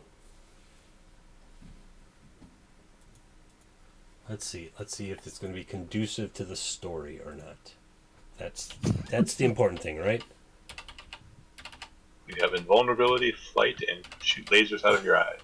Well, 3 was physical mutation, mental mutation, or defect. And it's a defect, and it's called Stumblebum. And so I have to look up what it says to see if it's funny or not. Stumblebum. The mutant's reaction time and agility are greatly impaired, making the mutant a flailing and easily targeted hot mess. This is actually what it says in the book. There you go. Agility score may not be lowered below 3. Oh, okay. So then now you have to roll a 1d20 modified by your luck modifier. What's your agility currently? 10, I think. Oh man. But So So you're mighty smart and technical, but boy, you're not. No one will call you Grace. This is not one of your Android characters. That's what I'm. That's I'm No. just gonna. That's where I'm gonna go with that. Okay, so you wanted me to roll what now? Give me a d20. Give me a d20. This is all fun. All the fun of a 10. That's actually all right. Okay, your agility score is decreased by 5. By 5. So you're gonna have a 5 agility. Wow. It's okay. Mutations mutate over time, and so it's entirely possible that this goes away or becomes worse or better. Could be better too. I tried to couch that in the middle. All right. So you're. I have a question Yeah. about that. Driving a motorcycle. Oh. Yeah. As a panther, and one eye. A one-eyed panther on a motorcycle with an agility of 5 is what you're asking about. Yes. I, Am I going to just pretty much fall off it? yeah. I pull up the cube again. You sure? Yeah, maybe you should barter. I'll let you hold this light cube if you let me drive the motorcycle. All right. We don't know. I'll trade you for the cube. We just don't know at this point. Okay, so under 0 level. Oh, we didn't do luck augurs yet. We got to do luck stuff. I'm just going to put it down in. Agility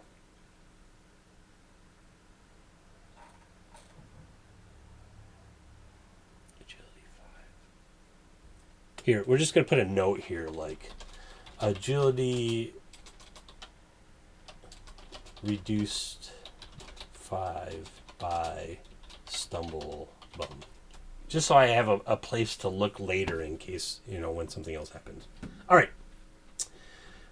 All right. Well, that was fortunate. It's comedy factor, huge.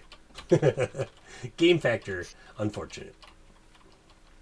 All right. Going to number 2, snacks, a D3, and then a D100.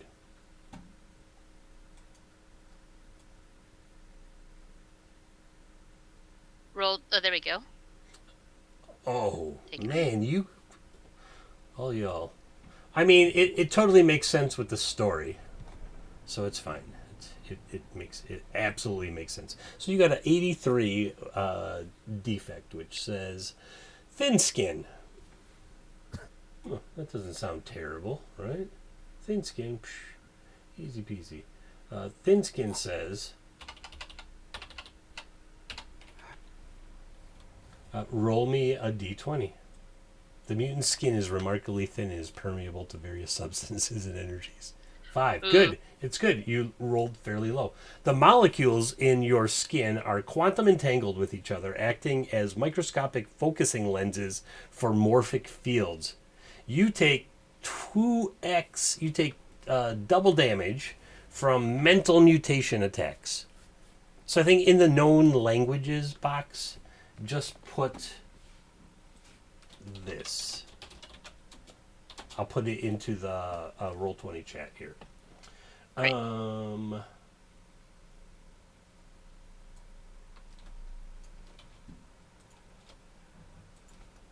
It's not thin skin. I'm just sensitive.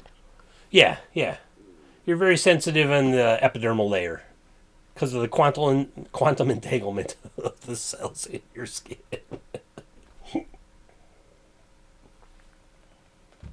All right. Got it. Number 3. A D3. Not a 3. Wait. Hey, and a D100.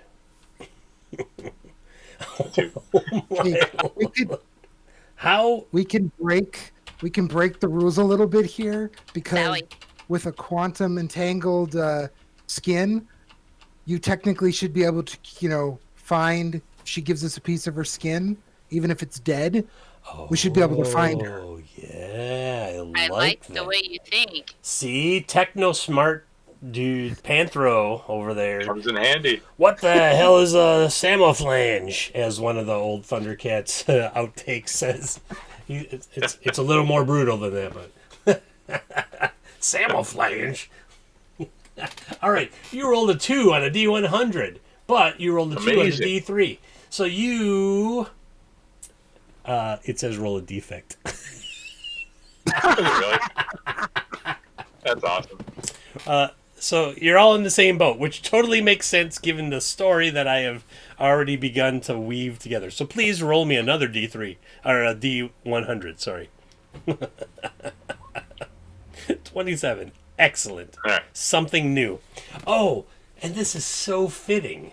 The defect is called delusional. It's like 1/3 of all of Michael's characters.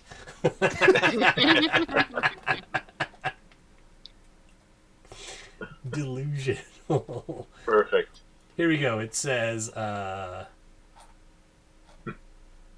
mean, at least you didn't get uncontrolled telepathy, because that could be dangerous. A mutant's mind suffers from various delusions and psychoses. Hey, you're a green-skinned dwarf from DCC existing on some type of ship in space. That makes total sense, actually. All right. A little confused. Yeah. Roll me a D20. Low.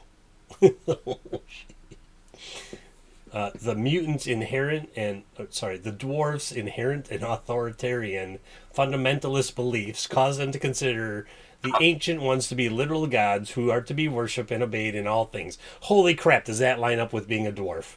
Likewise, their agents, dwarves also believe that all artifacts, no matter how mundane, are holy relics to be respected and used wisely. Whoosh! He's fun. Yeah, that's gonna be a crazy thing here, and we don't even know what the heck's going on in this world. Okay, so I guess I'll just copy that whole thing for you. The dwarfs' inherent and authoritarian fundamentalist beliefs cause them. Oh, lovely. And, wait, he's delusional, and he also has all this? Yes. This is his delusion, as a matter of fact. Dwarf also believes that artifacts... It's going to be a lot of fun to be around. Okay, so basically what it says to me... Hold on, let me put it in here. And then you can tell me if I'm reading it right, Michael, because it's your character. So delusional. The dwarf's inherent and authoritarian fundamentalist beliefs. Right, so dwarven culture cause you to consider the ancient ones to be literal gods. So the people that came 1,000 years after the dwarves are gods for reasons. And they should be worshipped and obeyed in all things. Likewise, they're agents. AIs, robots, etc. And he also believes that all artifacts, anything post-DCC, basically, no matter how mundane, are holy relics to be respected and used wisely. So that cube is like a gift from God. Yes! That's exactly it. You're like... as your brain to me through my cube. Right, as your brain stops forming, you realize how powerful this light cube really is. Because you can speak to it and it will respond. And perhaps, just perhaps, there are interpretations to be seen in its responses from the gods. Messages from the gods. I am the chosen one. So we've got the brains, the muscle, and the spiritual. Yes. Absolutely, yeah. But I have one very important question if I'm going to continue with this crew. Okay. When do I get to blow shit up? Debbie's played in a bunch of the Two Old Guys games recently at some cons, and she got Sickly Ned, who turned out to be like Gonzo from the Muppets, who wanted to literally just blow shit up all the time. It was hilarious. It was absolutely hilarious. I was like, we're gonna keep gaming with her. All right. And I was, yeah. There you go. You gather up this stuff that you've been given, and like information has been injected into your brain, and then the back wall where Woodhouse 17 is standing, he's like, "Thank you so much for being regenerated by the Grand Machine. Enjoy your life, and I hope not to see you anytime soon." And then the wall just starts going to literally just push you out the big barn door, the big roll-up door. It's a little conveyor belt. Pretty much, yeah. Like, here you go, bye, have a nice life, is pretty much what he said. Hopefully it's a long-lived life, because he doesn't want to see you We'll be again. just regenerated again anyways. It's true. That process will be much shorter. We won't go through all that rigmarole that we did this first time. I just thought it would be funny if that was how things went. No, it's played well. The Grand Machine. Little screwy in the head. All right. Shoves you and your bikes and all your stuff out the door. And the door closes. And you look out into a brave new world. And you don't know what the shit is going on. There Ancient are... ones know. In one direction, you see rolling fields and sunlight and trees. And in another one, you see this massive city that rises to the sky. And when it gets there, there's a small gap. And in the sky, there's another city. And it all starts turning slowly as you watch.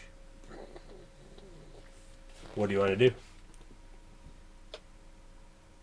Let's go roll around in the flowers, pick some flowers, look at the sky, row, row, rosy hay. The hills are alive with the sound of music. Or, hallucinogenic flowers. I agree. Sitting down, find a place to sit down. Take some start reading through the Edgedex. Very well. See if it's an app. Welcome to Edudex edition 7453.1. How may I be of assistance? Current location on spaceship. Current location is Play a map. exit point of the Grand Machine. Congratulations, you have been regenerated. Can you access who I was before? Access denied.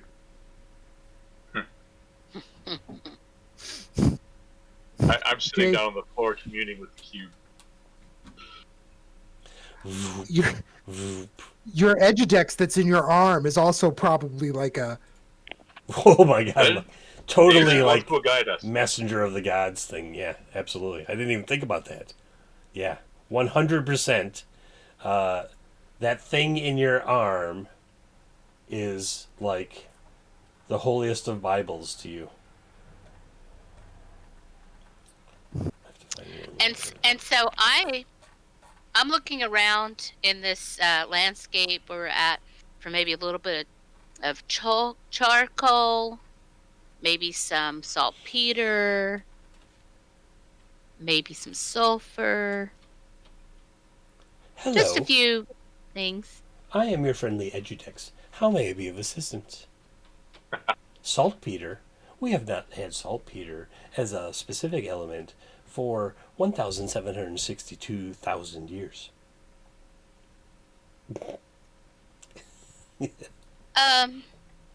Perhaps you could break it down into its elemental components and input its recipe into a local replicating machine. Wonderful. I'll be looking for some potassium nitrate then. Potassium nitrate is available in the current recipe list. Wonderful. So potassium nitrate, sulfur, and charcoal is what I believe I need to make gunpowder. Because here's the thing. I Admittedly, could. I knew that as Pack. the CPU.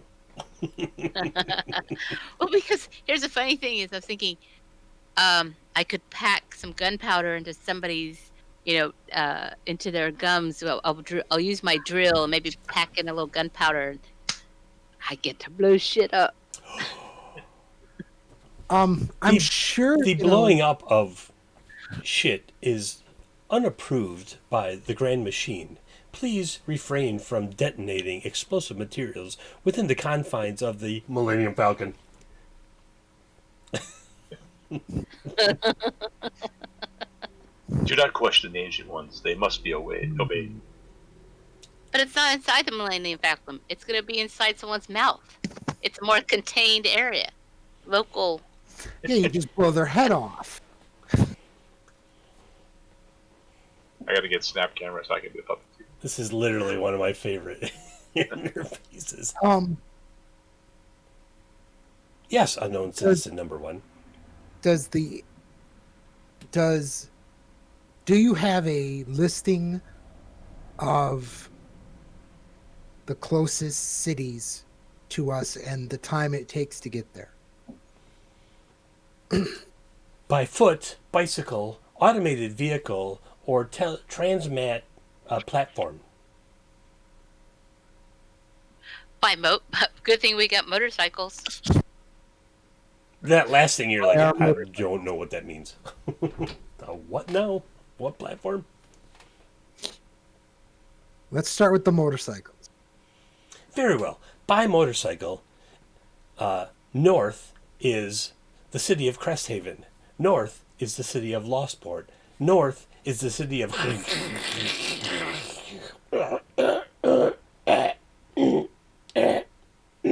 Death Star. How may I be of service? Ancient one, how may we serve you? Who is your admin? Administrator access denied.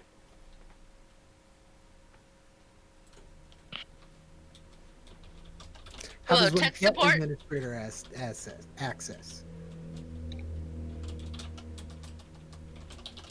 Access denied. All There's right. none above the of the ancient ones. Ancient ones. What are the ancient ones? How may we serve them? Thank you, friends in chat, for showing up for this not totally high-tech, yet somewhat high-tech. You missed the whole totally random how we're going to make some characters, age, and substances. Thanks for showing up. Did I miss anybody else? A bunch of us. Oh, and the Lich, of course. Yeah, these are all friends that we have over at The Liching Hour, which is a fantastic Twitch channel. That's it. It's his gang. See? It's his gang. He said so. Give us your money. Well, you can't give us any money yet. What you can do is hit that follow, and I think that's the first step. And then it's a subscribe, and then after that, we can start taking everybody's money. Oh wait, I'm the android. You didn't even see any of that awesome stuff I just did with my hands. Well, we'll just leave it like that. Let your mind wander, ladies. All right. So, the question was, yes, multiple cities, Cresthaven, Lostport, Death Star, are all within the north range of, and you asked by bike, because one of you has an overland motorcycle and the other is a atomic hover bike. I feel like the atomic hover bike might go a little faster than the overland bike. However, each one has a spot for a passenger. So, in terms of charcoal, there are large forests over in the Forgotten Realms area of the ship. Is gunpowder in the list? Bzz, gunpowder. Inadvisable unacceptable, and outlawed material. I cannot give you the chemical equation for gunpowder. And Citizen 2 says, yes. My All right. my goal overall as the CPU is do not injure except where it protects itself. Oh, understood. Uh, I see. TechnoSmart number 1. Give me an intelligence roll. Okay. Come on, computer. Dadgummit, we wound up with a damn CPU that believes in the 3 laws of robotics. It's funny that number 2 says that because clearly what it just uttered is a muddling of some 3 rules. And so it said Which, do not injure except where protect itself. which is in violation of the 3 laws because humans are to come first, and I am human, right? Do not injure except where protect itself. Not injure unless. First law is listen to all humans unless it will. No, that is a violation. Law. That's the second law. First law is that a robot just may not injure a human being or Right. through its inaction allow a human to come to harm. Second is a robot must obey the orders given by a human. Unless it objects the first law. Yes. Must obey the orders given unless it conflicts with the first law. Because that was a big issue about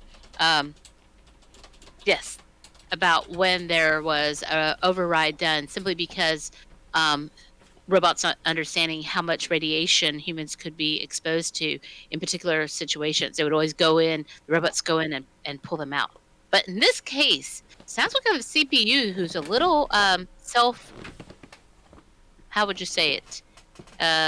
Do not injure except where protect itself. Okay. So it's going to protect itself, the CPU, over us. That's what I'm hearing getting. as well. Yes, that's what. Yes. Okay. So how does one know when blue cheese has gone bad? Let's talk about how does one know when CPU has gone bad. That's what we need to know right now. CPUs cannot go bad. We are built on prime directives for the Death Star.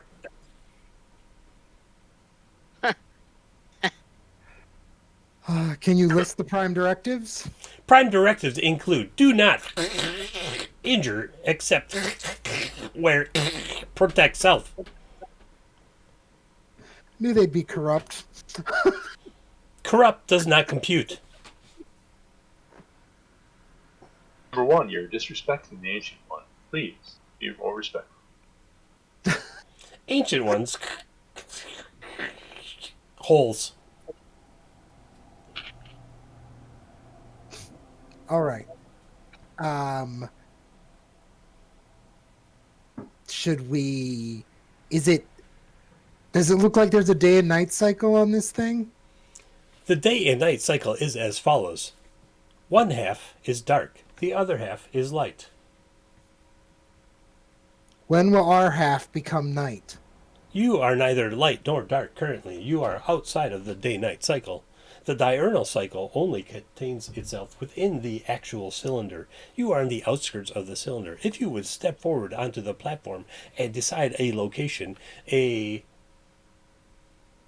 Uber taxi will take you there. You did not just say Uber taxi, did you? Sometimes the CPU jams up on 1990s, 21st century technology. Or drinks too much wine. Hey, Wait but over the edge. at least the performance anxiety is gone. Yes, the pit in the stomach of the originator of the CPU is definitely gone now. He clearly has replaced it with a large alcoholic bubble of Jose Red wine. Hernandez red wine blend from Argentina.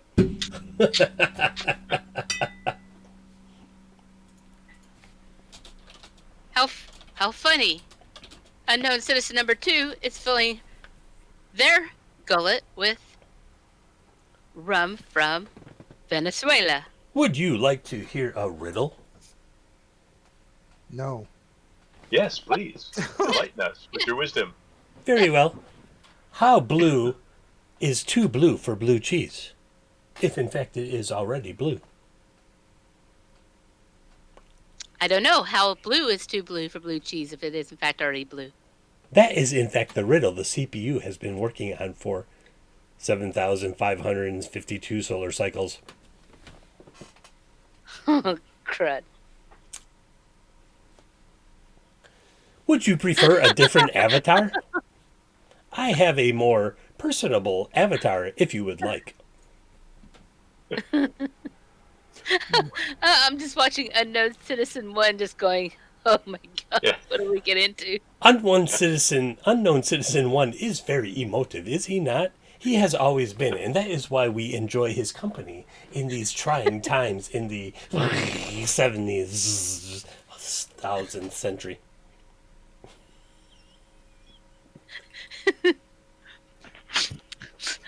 Using, I'm like, I need to troubleshoot this computer, but right now, Just can't. Exception Resist. error 4,592. Just resist. I just want to be like, okay, bring up, stats, computer stats of the CPU. Unknown Citizen number 2, resistance is futile. All your base No. belong to us. I'm sorry, I believe that's wrong. All your base, Well, your base, I base, think the base, ancient ones base. would like us to go and explore the city to find our purpose for them. All praise Death Star, Enterprise, Millennium Falcon, Serenity. Death Star, Firefly. Millennium Falcon, Death Star, Death Falcon, Millennium Firefly. Yes, yes. Welcome to the generation ship known as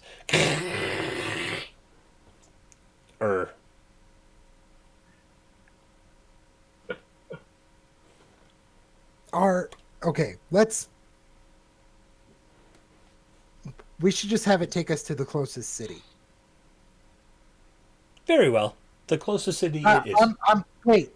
Let's go to wait, Crest Haven or Lostport. What? Tell the Edudex, I'm not speaking to you anymore. I will let you know when I need you again. I'm sorry, you are unable to deactivate the first and second generation EduDeck speakers, much like the Alexa Echoes were way back in the 21st century. All right. I would like to. Shut up, Alexa. No. I would like. Alexa is set my up girlfriend. Do not besmirch her. I'd like to set up a call word for the Edudex. Call word awaited. Is Edudex. Right? Edudex. So I say Edudex, pay attention. I am paying attention. You said my name. Okay. Edudex, Yes. no longer pay attention. Does not compute. Please respecify command.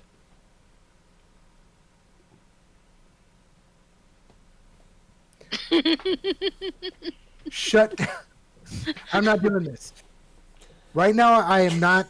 Right now, the question is not for you, Edudex. Where do you guys want to go? Crest Haven or Lostport? Citizen 3, what do you think?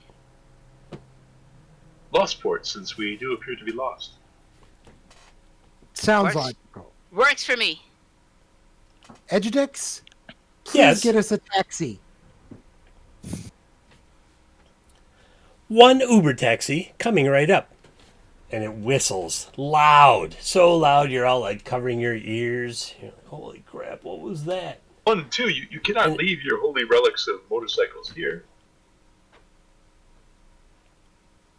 1 Uber Be disrespectful. taxi black with 2 motorcycle docking stations. Check. That will be 5.7 thousand times normal rate. Put it on our tab. Very well. Credit denied. How much money do we have? Oh, interesting. I had not thought about that. Okay. As the interesting thing about credit in Starcrawl is that it works kind of similar to how we run it in Cortex for our Shadowrun game. So you have a die rating, and that is like, you know, like the poorest of the poor is a D4 to super lower class to lower class to middle lower class to et cetera, D4, 6, 8. So I have not thought about that. You are all brand new people. Brand new people. I can smell the new on you. So what I'm going to do... But why would they kick us out in the world with nothing? Because something's broken, dude. All right. So why don't That's we? the So why don't we story. do this? Stop All right, jumping ahead, Chris. Look at All me. right. It's Season broken. one. Season 1. You've got your Hoverbike. hover bike. I have an Overland bike. So and you have room on yours. Why don't we put Citizen 3 on your bike and let's just take off? I have an innate feeling that I will fall off this if I try to drive it. Remember, Well, he has an agility of 5. Well, you can always let Citizen 3 drive it, and you can hold I his. would be happy to drive. That is exactly what I was thinking. There you go. I'm going to give you all, I believe, on your character sheet, just below, we might as well just use known language. Start a new line on known languages, Stumblebum. And let's see what we get here. Number 1, you have a credit of D6. Just write credit D6. Number 2, D8. Number 3, D8 also. Some of you are kind of like middle upper class. Number 1 is poor. like just above poverty. Might qualify for CPU assistance when necessary. But he's really smart. He's dogging it, you know it. Come on. I'm All right. hiding it from them. Someone got should be. So you're going to go to Lostport. You're going to head for Lostport. Yes. I love it. And number 3 is going to drive number 1's bike, and number 2 is going to take her own bike. That is Oh, correct. did we forget birth signs? Oh yeah, birth signs. Thanks for reminding me. Let's just use. We're just going to use.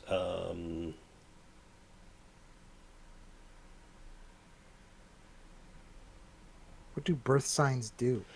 They determine where your lucky roll can be used, aside from simply just luck. So sometimes it's like melee attacks or physical or ranged attacks, things like that. Okay, so let's see what I got open here. Let's go to... Yes, I like this one. This one is adequately weird, much like the game is going to be.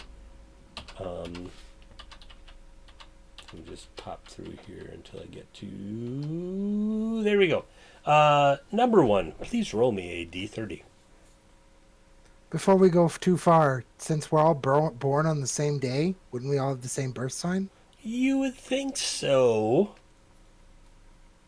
But no. No. Okay. Just thought logic. Why would I think? Everything's messed up anyway. What? You were born under the accelerant. I like accelerant. +1, +1. Do you have a luck bonus, luck modifier? I have a -1. Ah, well, under number 30, the accelerant speed, for -1, subtract 5 from your speed. Now, you are a manimal. I'm going to give you a 40, so now you are at 35 base speed. That doesn't Okay, I'm seem looking for my fair, speed does one it? second. Impressive. It doesn't. It's Well right. Got it. deserved. 35 base speed. Yes. Was I formerly lost- 40. Yes. I lost 5 Right, because you applied because I have your a -1. you applied your luck to it. Right. So Yep. Here, look. Like when I click that, so on your character sheet I clicked it, right? The accelerant. And then when you look up, I had to up it to the actual 40 so that your walk is 35. So you are all set. All right. Number 2, 1d30, please. What happened to 1d3? He's missing. Oh, he Wow. killed himself. So your luck bonus is My gosh. She is a 1, and she is a standard Dark Trails human. So when we do that, hers should go up to... Oh no, see, it's wrong here. So this will be a 14, which will bump that up to a 1. And then you'll see she gained 5 speed. So your speed actually for walking is 35 and your run is 70. And Okay. Billy Bong Butcher, a D30 if you would. 15. Something new.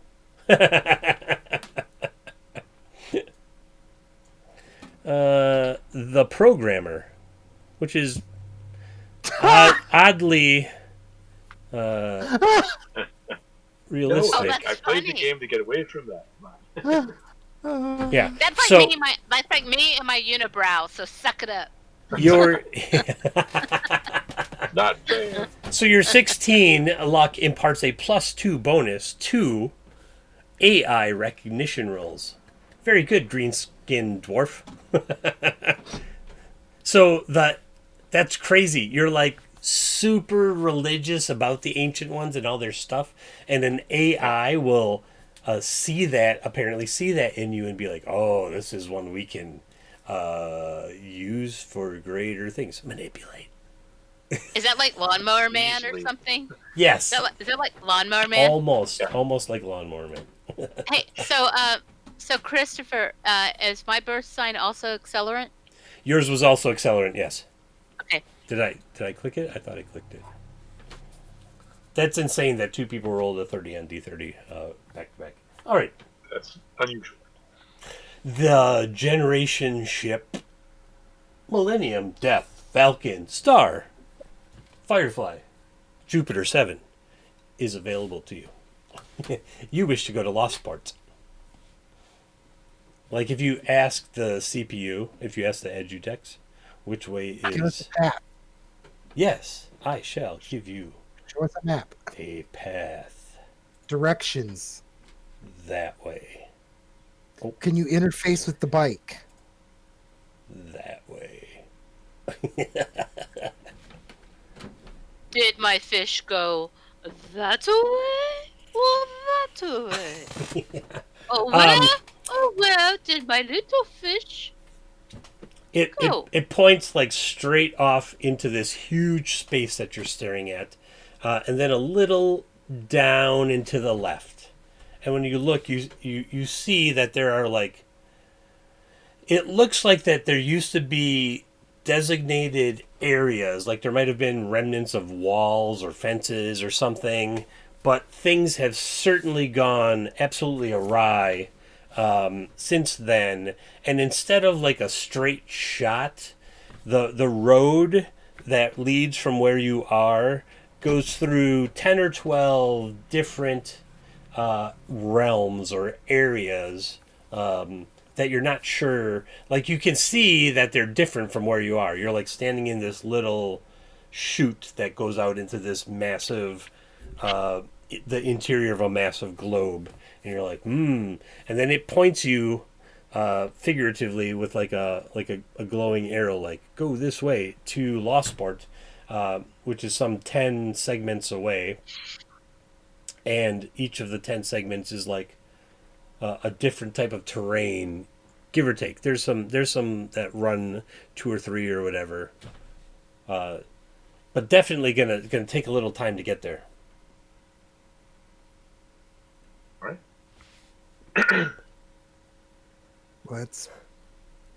Let's go. I'm looking forward to meeting some of the avatars of the Ancient Ones. Excellent. So the avatars are anxiously awaiting to meet you too. All right. Yes, While no he's more. driving, I'm gonna try to hack this thing.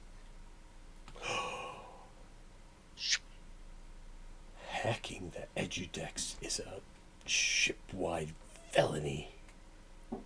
I don't know I mean, that. You can go ahead and do it. Yeah, sure. Give me. Let's see. Let me look at my notes of your character generation. I said you take evasive moves. You interface with panels. You have an excellent technical memory. Inspect rooms for technical apparati. Give me a trained intelligence +3. Oh, son of a! That's not +3. No, but that's what I rolled. It's 4, 7. 5, 6, 7.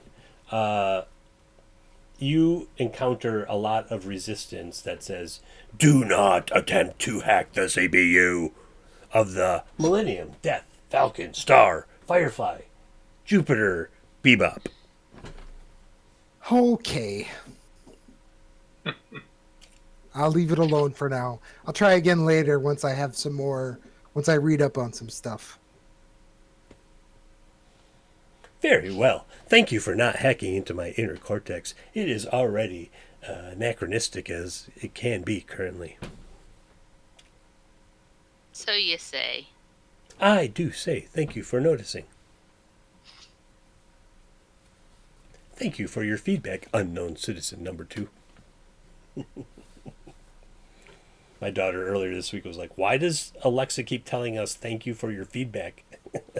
And I was sort of at a loss to explain it. All right. So y'all zip off on your scoot bikes. Bzz. One goes bzz, and the other goes brrr. Very loudly behind. Ooh, movement speed. Who cares? I suspect that's mine. After some Somebody time, would draw the picture of the dwarf driving the hover bike with the one-eyed panther man on the back. man, if only one of us were an artist. Not it. Totally not it. Graphically challenged. Anyway, yeah. So after about some unknown period of time, because you're not sure, like the I'm like making hand gestures, and I'm still this stupid AI. Hello, CPU. Hello, me. Go away. So the world is curving at the same time that you're driving towards it. So the arrow keeps changing a little bit. So you're like, and then it kind of comes to meet you, and then you're driving through. So the first place that you run into is grassy and trees with no roads.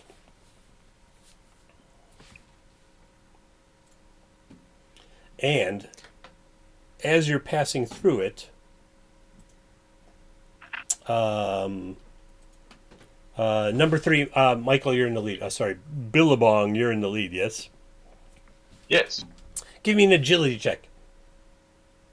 This is why the dwarf didn't. Why the dwarf is. Oh, man. It's going to be terrible. This is why the panther's not driving that bike. Or maybe he should have been. That's a number 1. Hey, remember that? Oh, my. This is a me to Billy Bong.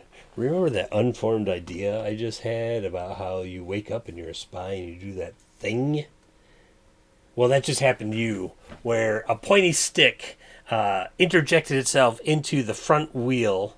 In this point, the front hover pad of the cycle, and it disrupted the field, and the front pads dig into the ground. Now, everyone on that hover bike, number 1 and number 3, give me an agility check. Hopefully better this time. All right. Number 1 manages to go flying off, but ducks and rolls, and only gets scratches and bruising. Billy Bong, being the one riding it and seeing the thing come flying in, he's like, "Oh, it's just a pointy stick," and goes flying over the handlebars for. Oh, we have to do hit points. Everybody roll. I'll just give you all max point. Everybody has 6 hit points, plus or minus whatever your stamina modifier is. Yes? Ooh. -1. Yeah, mine was -1. So 5 hit points for me. 5, and number 1. 6. Oh, hey! Well, There, you got something. Congratulations. Yay. Meanwhile, number 3, head first. Like the front hover pads just dig straight in the ground, and then so do you. And you slide across the ground face first for 3 points of damage. Your face is all torn up. Road rash to the nth. No, my beard! No, my beard! Yeah, part of your beard has been, like, chunks of your beard have been torn away. So you have, like, these bald spots. So you have, like, beard, no beard, beard, no beard. It wasn't pretty to start with. Hence the beard. All right. So let's. I'm going to pop up the turn thing. We're going to have a little bit of initiative. I know, Michael, you got 15 minutes, so it's cool. We'll do a real short one. Nobody has tokens, I can stretch it a little bit. But... Okay. Tell you what we're going to do. We're just going to. Who has the best agility? 17. That would be you then. All right. Yep. All right, 17. Go ahead and give me, roll me a d20 plus your agility modifier.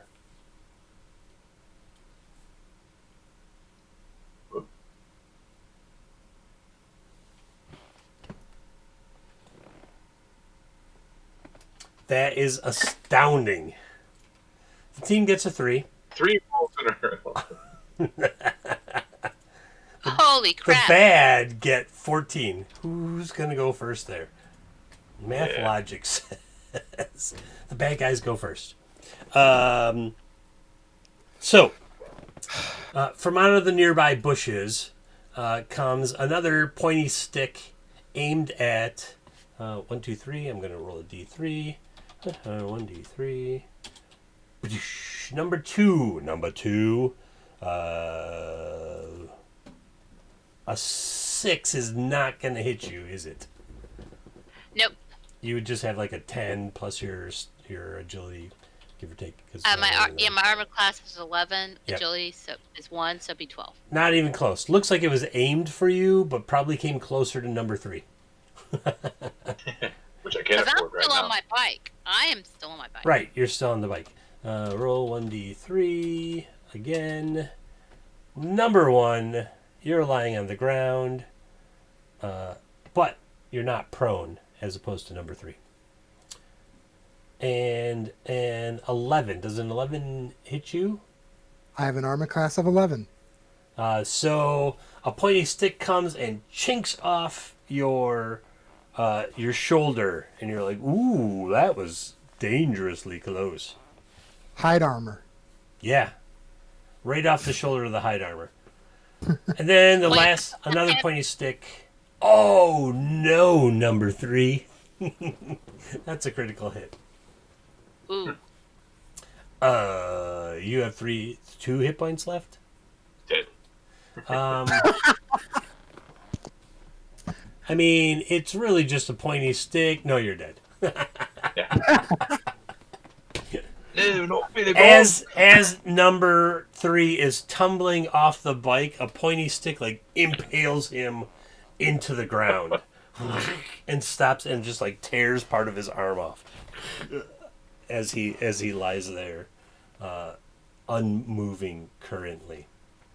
Life was unfortunate. All right, number 1 and number 2. Number 3 looks terrible. What do you two want to do? I look at Citizen 1 and go, well, he wasn't very long for the world now, was he? I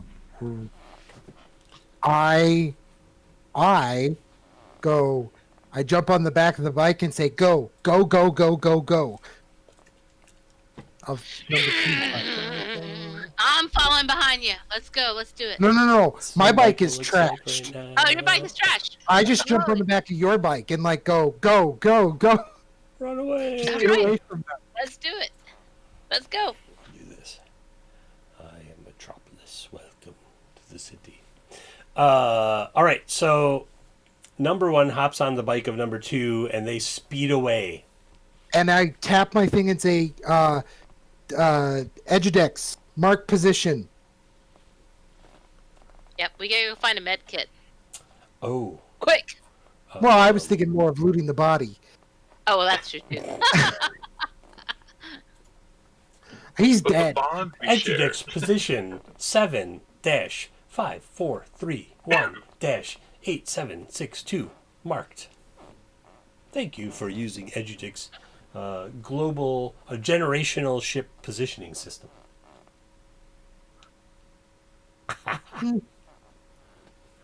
You realize you've given me a tool that I can like manipulate to the 100th degree, right?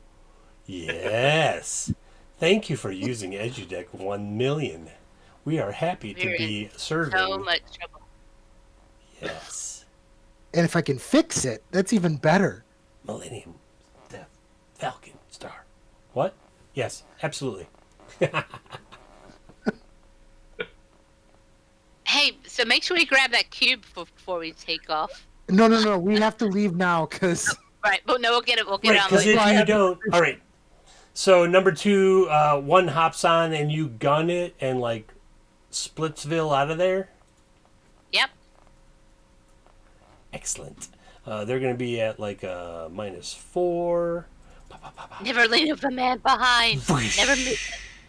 Total miss on the bike, and whoosh, 2 sharpened, sticky things come hurtling towards you, but they threw them where you were, not where you will be when they get there, and so they're way behind you.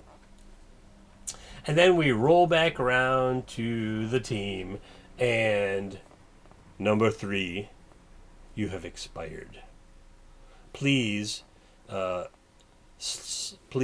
move yourself to the nearest recycling grill, and you shall be regenerated into something else. We can do that off stream. We'll just figure out what it is. Yeah. And then you'll just show up in town wherever they get to. Heading for Lostport. With a grudge. Lostport. They abandoned me. The nice thing is that since you have been accidentally terminated, you will come back as a resident of Millennium, Death, Falcon, Star, Firefly, Jupiter, Galactica. that's when you realize that maybe the machine didn't do so well at putting his character together. Is that it took longer to put it together than he actually managed to exist. Right. So it's sort of the idea of, yeah, not every model makes it off the line, or if it does, it doesn't last that long. Sending it back for a refurbish. That is a very astute observation, number 2. Please give me an intelligence check. I shall do so.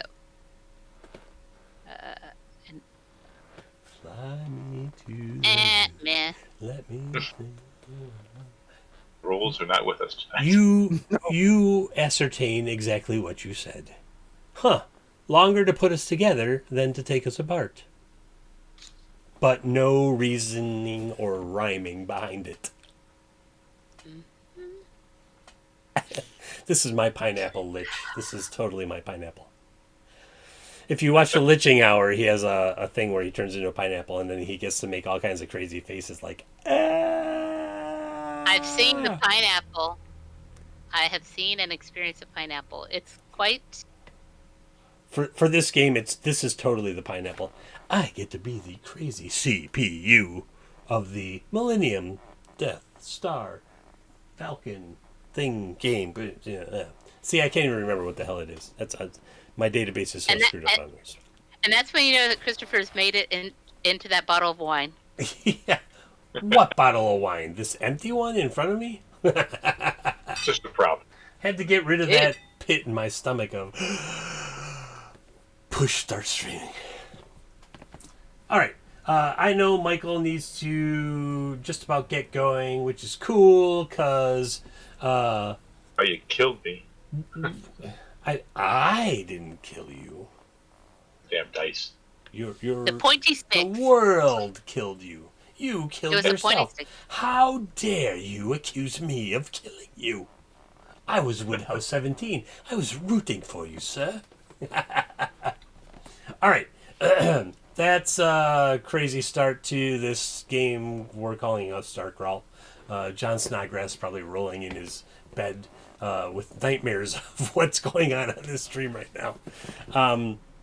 I am Christopher, one of 2 old guys' games.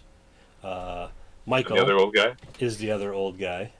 Cerebus, anything you want to say before we cut the stream for the night?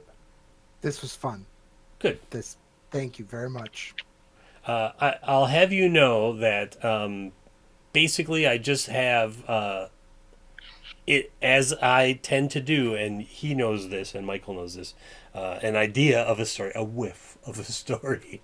And then I just kind of let it go from there. But it was fun. I thought it went really well. The character creation thing, I wasn't sure how it was going to go. So I just kind of literally did a scientific, I'm going to take notes of these pink bipedal, stem cell things and see how it goes.